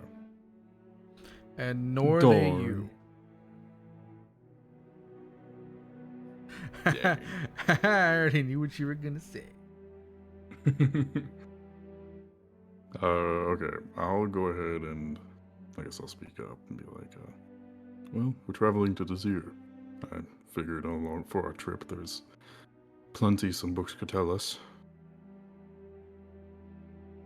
Wondered if there was anything relevant to Teziir and the surrounding area that may be useful for our trip. Of course. Let me see what we have. Was there anything else that you might want to borrow? Do you have any specific research that you're currently conducting? Trying to think. Araneth will think just for a sec, and he'll be like, do you have do you have much literature on deities? Especially deities perhaps considered lost or minor or Did you have one in forgotten? mind? Let me remember what his name is. Quick, There's to the Dune. DMs! No, not There's Dune. Oh, Araneth knows, I'm sure, a little bit about There's Dune. This is another one. I'm trying to remember. To Cruz's DMs.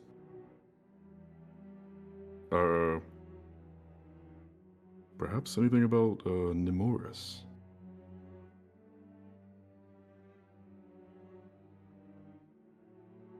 Oh, very niche. Interesting that your research is about a deity of minor renown that is about the preservation of knowledge. I think I might have a book somewhere here. So you wanted a book on Nemoris and Teziir, correct?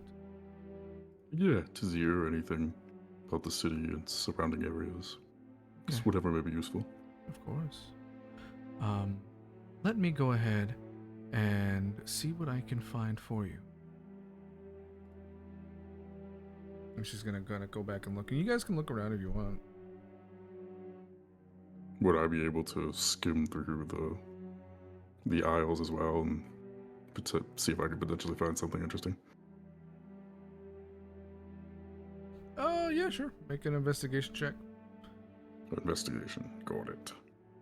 As that conversation's happening, Cawpy jumps off of Artorias' shoulders, and he just goes running up and down the aisles.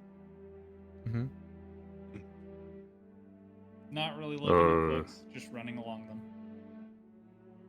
I got a 12 for investigation. There Not too is a strong. book called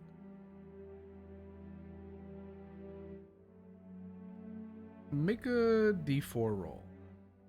A D4? Okay, let me grab that out. The Die of Death. Okay, let's see. Oh. Well, I dropped it. I guess that counts as roll. Where'd it go? 2. The Treatise on Chronomantic Paradoxes. Ooh, chronomancy. Sweet. I'll go ahead and grab that out. And...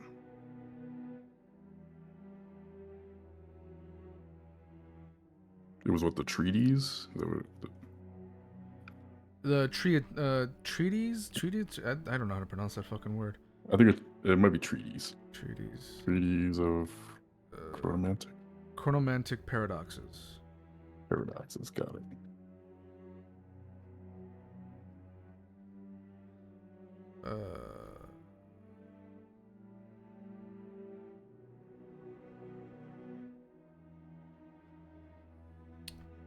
She comes back. I have found several books for you. Huge stack of books. Araneth smiles. Rubs hands. Here's your first book. The Jewel of the South, a survey of Teziir. As you look at it, it's a definitive guide to the city. The second book she puts down, The Merchants of the Dragonmere. This sort of focuses on commerce, and she puts down a third book. This is the Towers of Teziir, so this will give you more of like architecture, history, stuff like that. Okay. As for your other request, she puts a fourth book, The Quiet Keepers, Minor Faiths of Faerun. It's a survey of lesser-known deities. It is 1 chapter, 12 pages, and it's devoted to Nemoris. Ah. I think you'll find this one special. And she puts a second book, or the 5th book, Meditations of Brother Halvan. This is a devotional text written by a monk of Nemoris.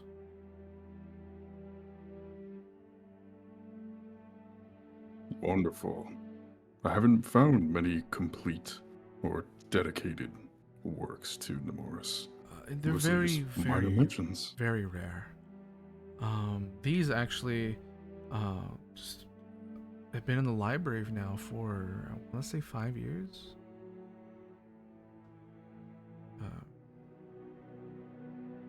But yeah, no one else has ever read them. No one's ever picked them up, but they're there. Wonderful. And then I'll show her the one book I found, the Treatise of Chronomantic Paradoxes. That is a good one. That is a very good one. That should be a good read for you. I believe that one is written by a respected wizard whose name I don't remember. And their attempt to categorize time anomalies.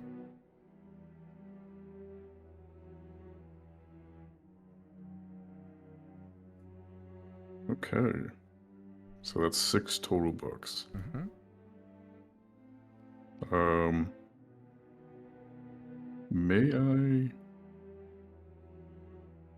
Would I be able to kind of sense if there's any books of like magic that have like some kind of innate magic to them? Just kind of in the area.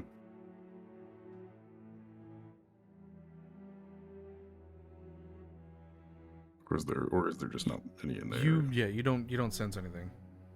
Okay, cool. Well then, I think I'll go ahead and just take these 6 ones. Okay. Bring them back when you're done. No charge. Wonderful. From one person who respects knowledge to another. Very kind of you.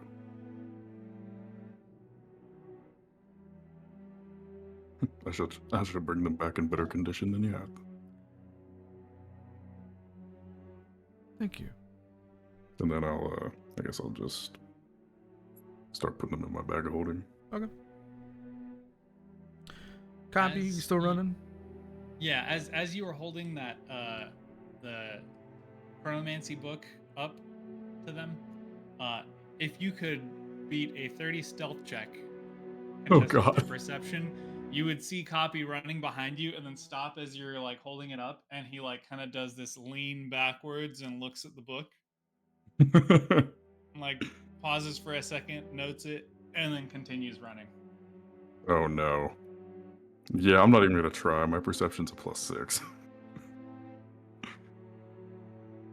I don't think I can beat that. Well, Yeah, he just runs around and he'll like climb up the shelves, like 2 or 3 shelves, and like look at books, and then like jump down and run off to the next aisle. Just if Cawpy kids in a runs library. past, if Cawpy runs past me again, I'll look and I'll be like, "Do you like stories, Cawpy? I'd love to read some to you." He'll just give you a nod. But we'll have plenty of time on our voyage. I'm half tempted to pull out that certain book, see what she has to say about it, but I'm also like, ooh, do I?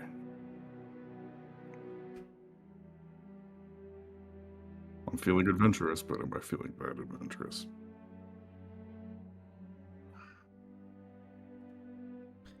I don't know. Do I trust this with a? Do I trust this? Although she seems nice, but do I trust them? Roll a d6. If it's even, yes. If it's odd, no. You know what? Good idea. Even yes, odd no. If it's odd, that's a no. So I guess I'm not going to pull out the special book. Okay.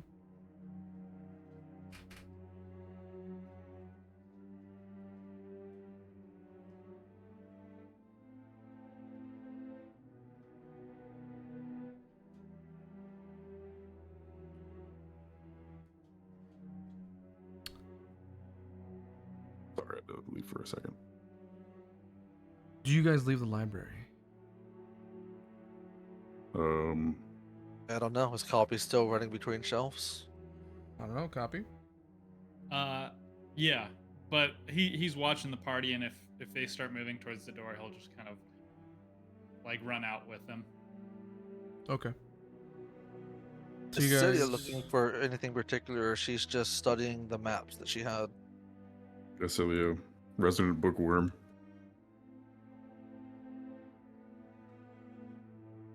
I feel like Cookie has to go to a library. This is so unlike me.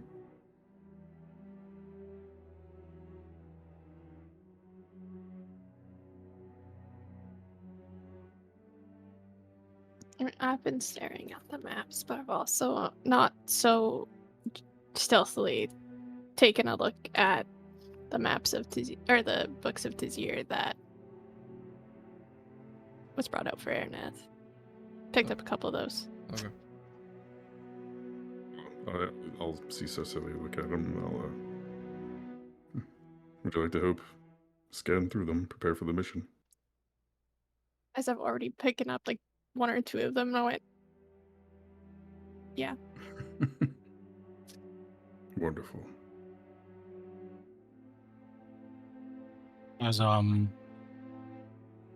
we were walking out the library, we're standing inside. Imagine we're kind of just standing there for a moment waiting for like Cawpy to catch up to us. I'm kind of like, he's like thinking of like these moments of like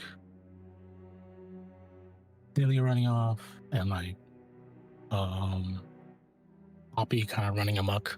Mm-hmm. He's like, do I? And it's like, yeah.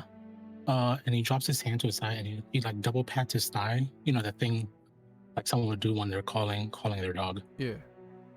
And as Cawpy arrives like to the party, Cawpy suddenly feels from under him like something scoop him up.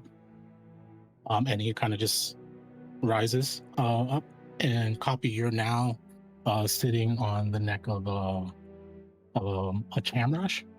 It's just think of like essentially it's a golden retriever with wings. Hell yeah. I was like, so guys, this is Biscuit. He's feels like we're jumping into like some sketchy stuff, so I figured I'd bring him out and have him join us.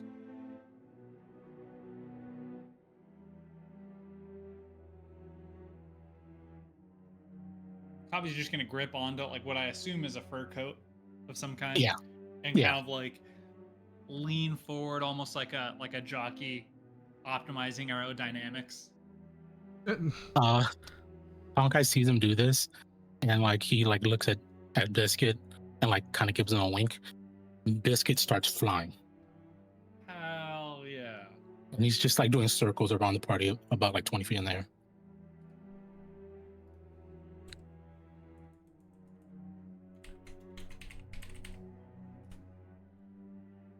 You'll see Cawpy like he pulls out, he just like kind of pulls one hand off, and you see him like aiming it around like a gun, like he's just like pretending to shoot at people in the air or monsters or something or whatever, just kind of like playing.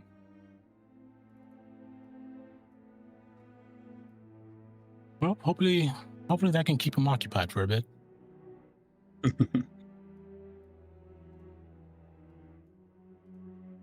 What time is it now? How long were we in the library? Say 2 hours. It was like 3:30, 4 or something like that. Yeah, something like that. You guys can Block. go to the shipyard or the docks if you want already. I was gonna ask, did they just say tonight, or did they give us like a specific time? They said by sundown. Oh, I forgot about a couple things I wanted to purchase Hello, Biscuit. or look for at the cartographer place. And I'm wondering if I can retroactively ask if that stuff was there. What stuff would that be? A spyglass and a compass. Spyglass and compass. One sec. PCQ's fade. can I request copy very tiny on top of biscuit now?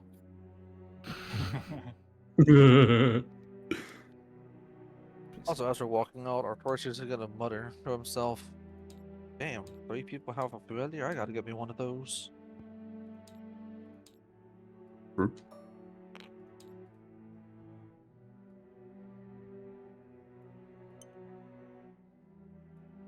There you go. Is it possible to make a find familiar scroll? Actually, I don't know. I don't know. Oh, actually, It's a that would- ritual yeah, spell. 'cause- I know it's a ritual spell, but I don't know if you can cast that as a scroll. Yoink. I just make scrolls for everybody. We all get our own familiar. Don't know actually. I'm double checking.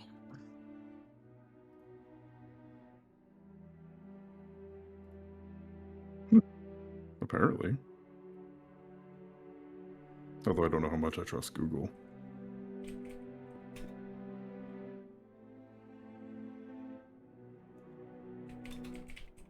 I'll be right back. Ui.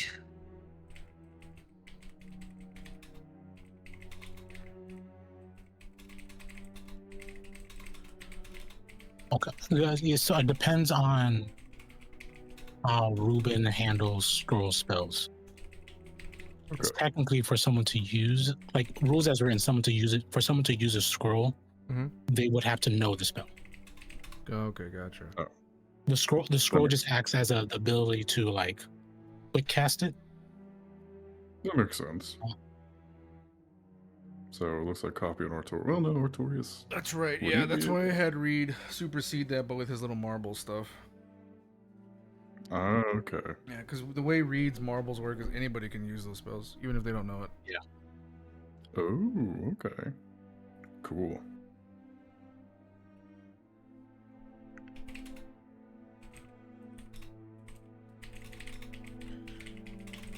Copy, you can go ahead and buy the spyglass and compass at the cartographers. I'll say each one is like a gold each. Okay. Yeah, then he'll have bought those as well.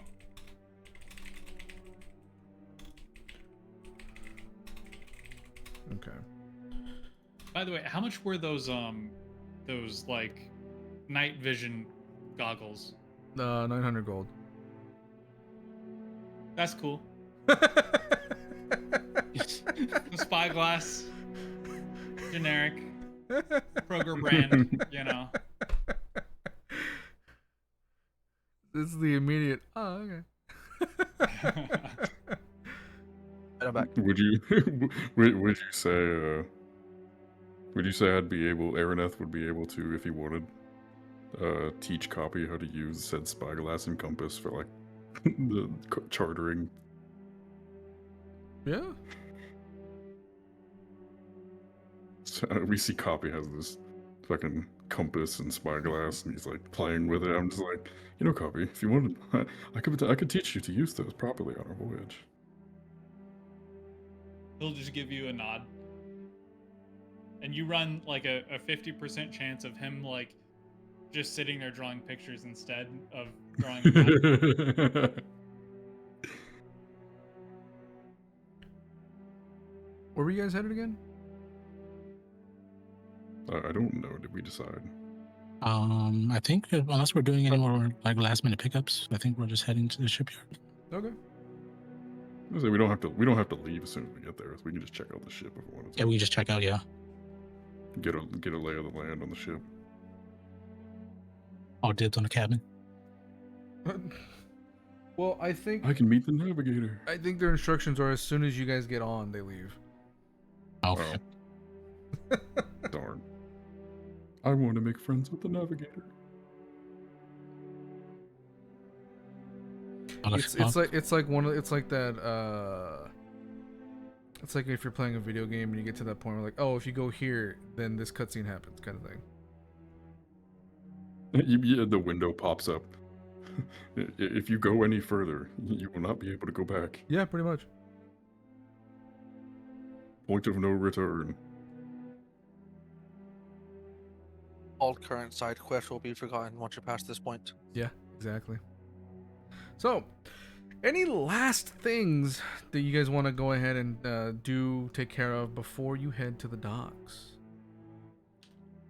Do I have any inclination of if Quishia has returned or not? You do not. She was like sent away. Yeah. She was sent away. It sounded like whatever it was she was sent on was co-signed by the Dawn, so whatever she's doing is probably important. I technically know sending, so I think if you describe them to me, I could technically send a message for you, but I don't remember how. I don't actually know how the sending spell works. Oh yeah, yeah. You can send a 25-word message. Okay. So you will need to count out the words. If you don't use all the words, you don't have to do the do at the end of. You can even ask, Donut. are you pooping? Wait, what? This is more Critical Role references. Yeah, more Critical Role references. Are you pooping? What? You don't I have meant to use the- all the words. That's a if you jester. use- That's a jester moment, wasn't it? Oh yeah. I knew it. That's That sounds many like something jester Jester would say. moments. Many, I would say many. that's something Jester would do. All of those were just Are you moments. That sounds like shit Jester would do. I'm so excited for the Mighty Nine season 2. Hey, sometimes you gotta wonder if like, hey, I'm talking to you through your mind. Are you pooping at this moment? Are you sending and pooping?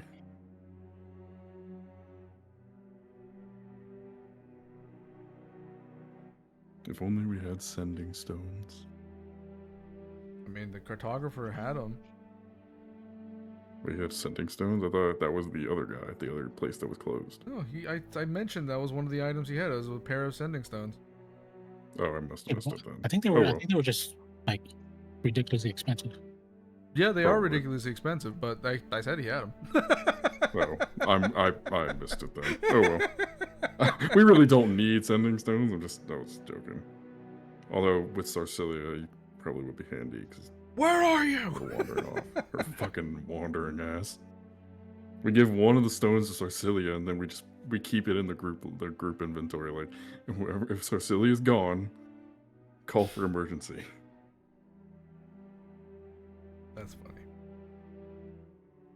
I mean, also just throw out the Tonkai kick-ass sending. Oh, look at that. That too. Multiple sending spells. God, we have so much utility on this team. So nothing else? Not that I can think of, unless we want to just go kill a few hours at a park or something in Marsember.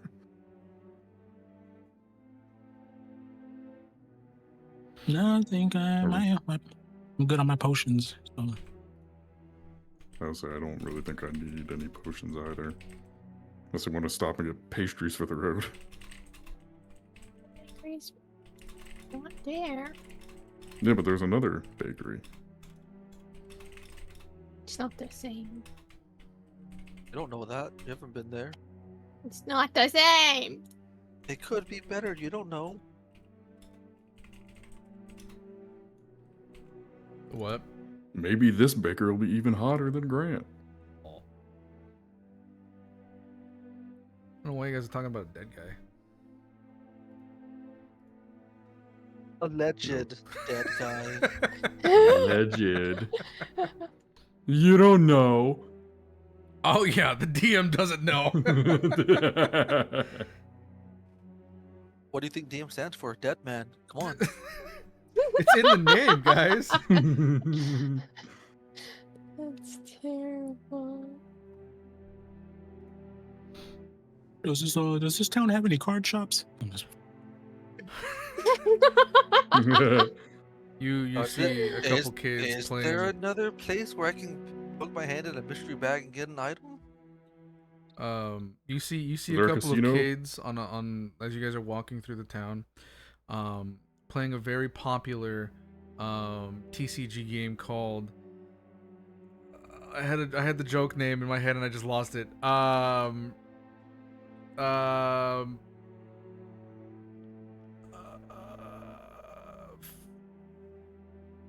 Fuck. Oh, the Digimon. Flocking of Spells. Get it? Magic the Gathering, the Flocking of Spells. Anyways. Boo. Hey man. I like Boo. They're playing a very, very, very popular TCG game that I have no idea how to fucking play. So this joke is gonna go sideways for me if you guys ask about it. Sorry. I was assuming you were gonna say a Yu-Gi-Oh reference because you actually know what I couldn't Yu-Gi-Oh come up is. with a Yu-Gi-Oh reference for the fucking Dungeons and Dragons. That one I know better than anything. But Jesus Christ.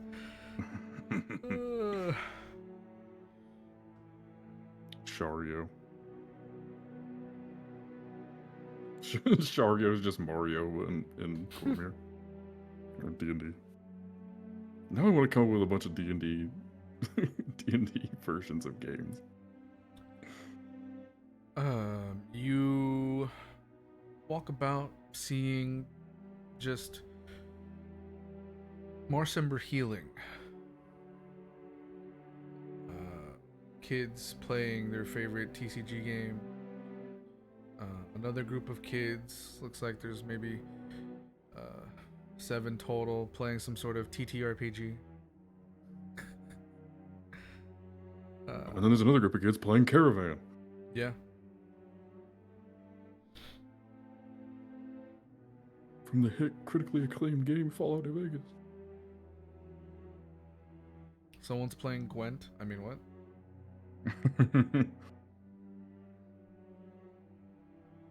A legally distinct card game. Yeah. Legally distinct card game. Insert here. Legally Just like distinct TTRPG. Insert here. Just like legally distinct song that's totally not Attack of the Dead Man. Yeah. That plays whenever Araneth feels like it. Yeah, legally distinct.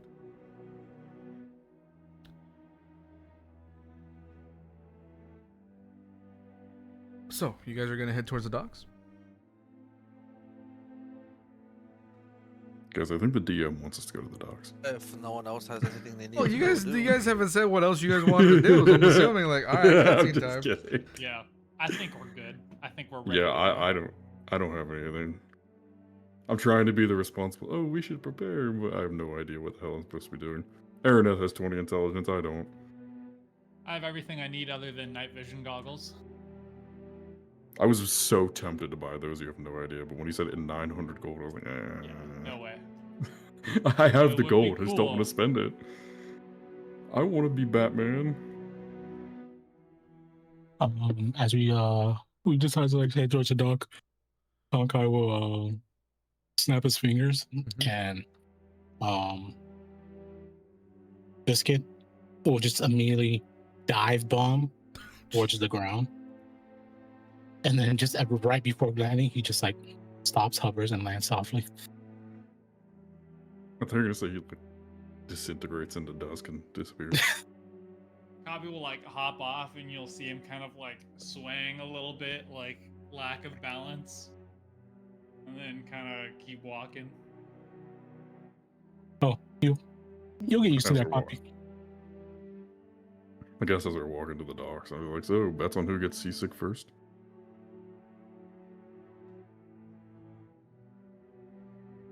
As I subtly look towards Silia. Oh yeah, so subtly.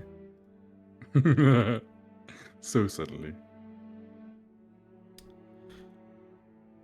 The bells of Marsember ring. As I'm looking for different music. Probably what I could have been doing this entire time. Huh? And then as we approach the shipyard, for whom the bell toll starts playing. No. The bells of Marsember ring the 4th hour Not an alarm. Legally distinct version. Not in morning, but simply because another day has begun its slow march toward evening. The city breathes. Life has returned.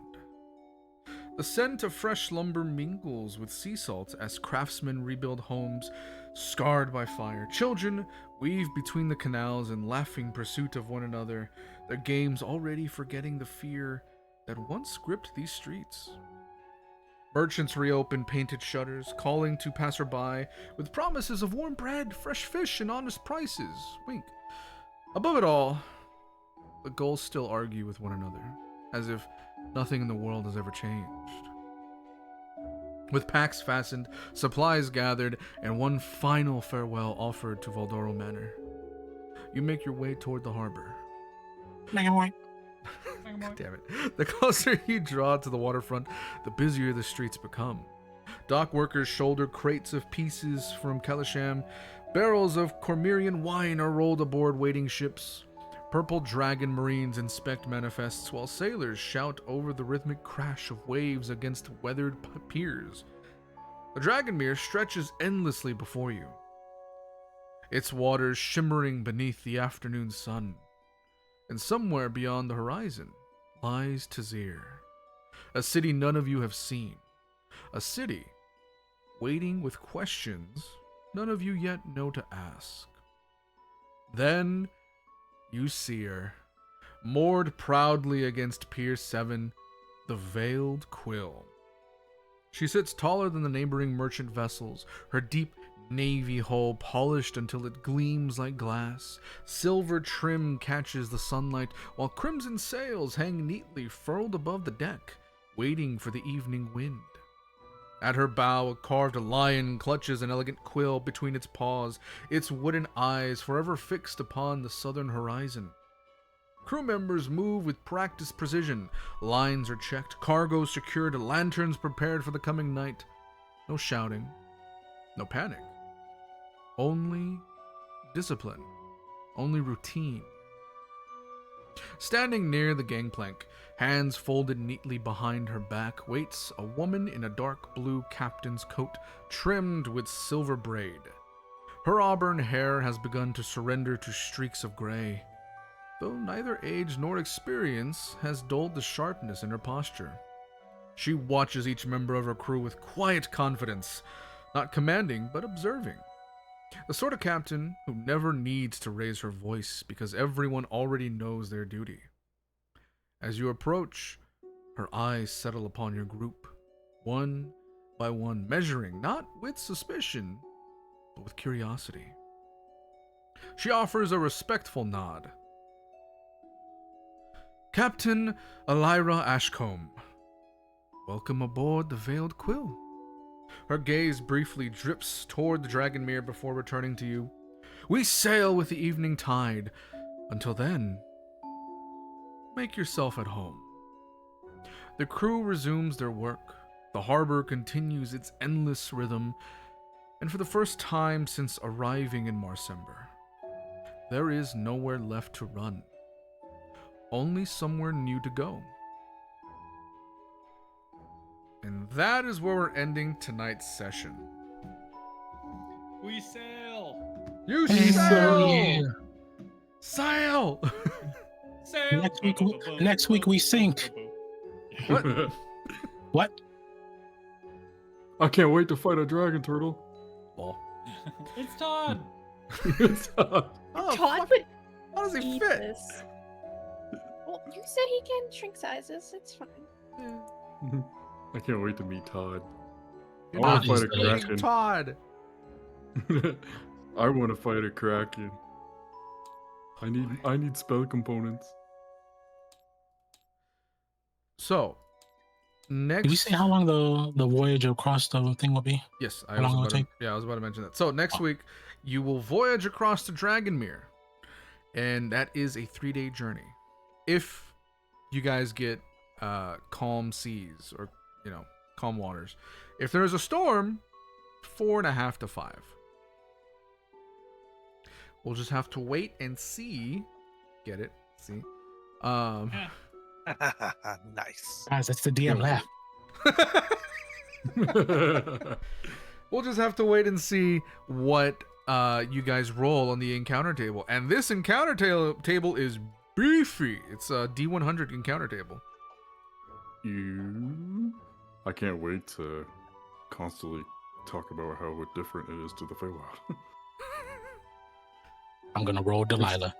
It's I actually have be s- hard though. No, you I have cannot so be many- Todd. For a second. But Hello.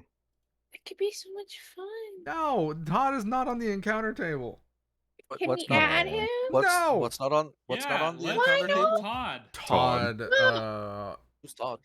Aoife's pet dragon turtle from the first Oh, I didn't know campaign. Todd was the pet. I thought it was just an That's NPC. my pet. Uh, I did not rescued know Todd when that. he was a baby. not knowing that the turtle was actually a dragon turtle. Yeah. He has a lot of sass.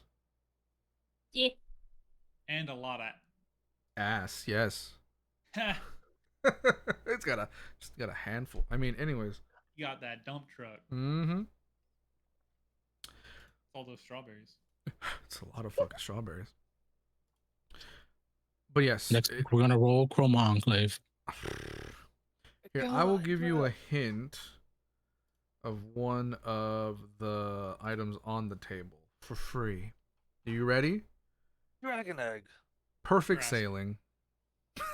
Oh, Y'all thought I was gonna actually give you something? Come on. I can't wait to be attacked by pirates. No, actually, I'll give you a second one for free.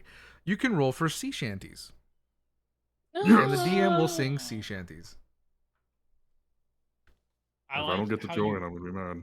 you low-key just told us that there's a 1 in 100 chance that everything goes well.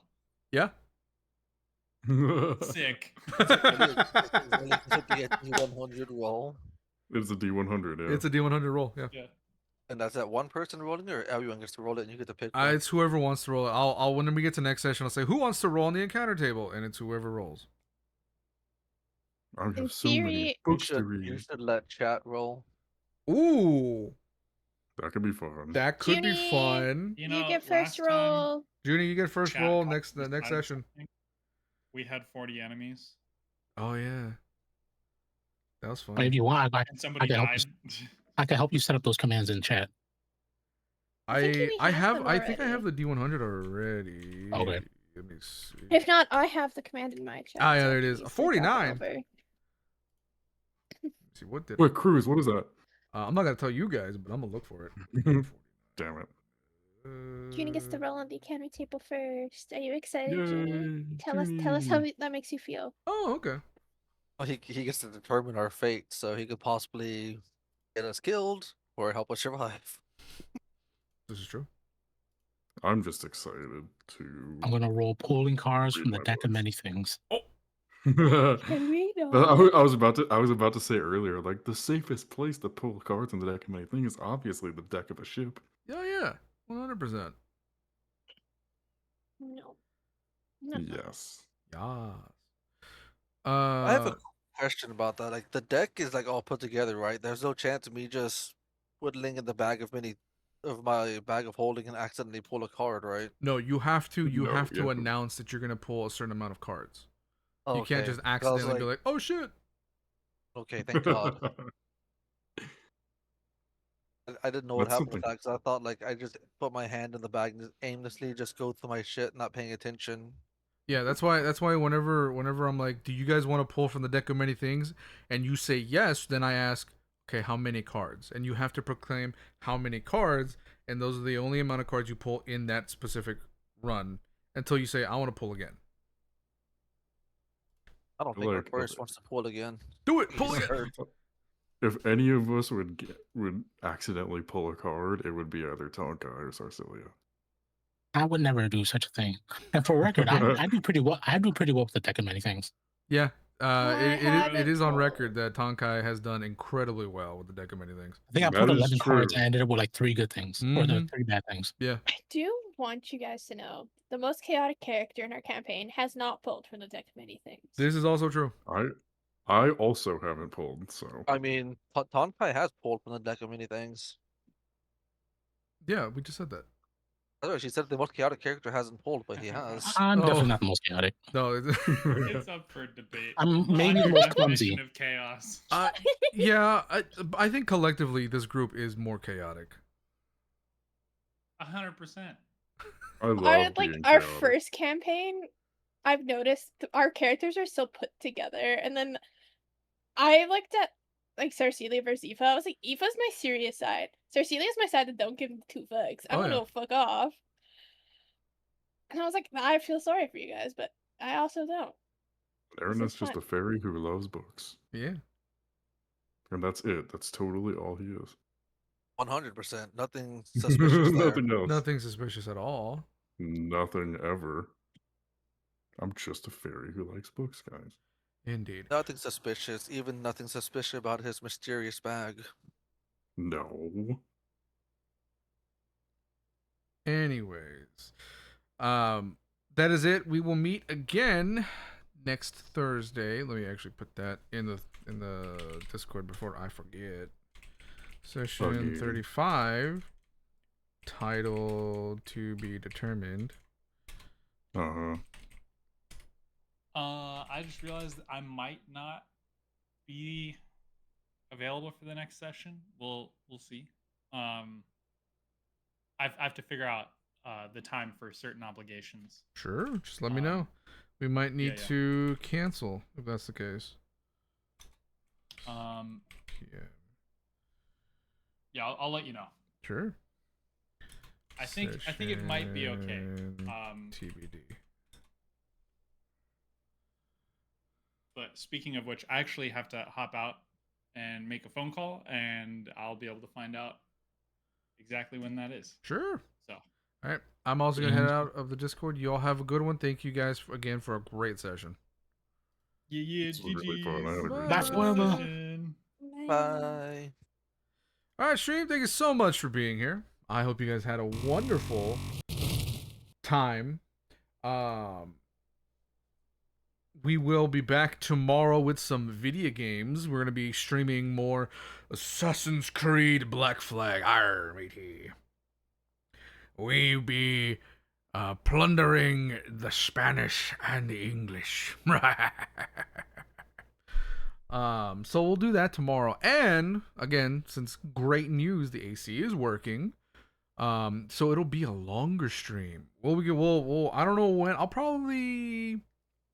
I'll probably start stream maybe at 1 o'clock. And then we'll go from there. Be an extra long stream for you guys. To show my I have a lot of hiccups right now and I have no idea why. What the fuck? Oh boy. Extra long stream just for you guys. To give my thanks, because I know you guys have been having to put up with me and my AC issues and all these short streams, which I do apologize for. But we're back. We're back in action. We're back, baby. So we're gonna kick it into high gear and get back to it. And I'm excited. I am excited. So that is everything that I have written for today. You guys have a great rest of your Thursday, and I will see you tomorrow for more Assassin's Creed Black Flag Resynced. All right? Later.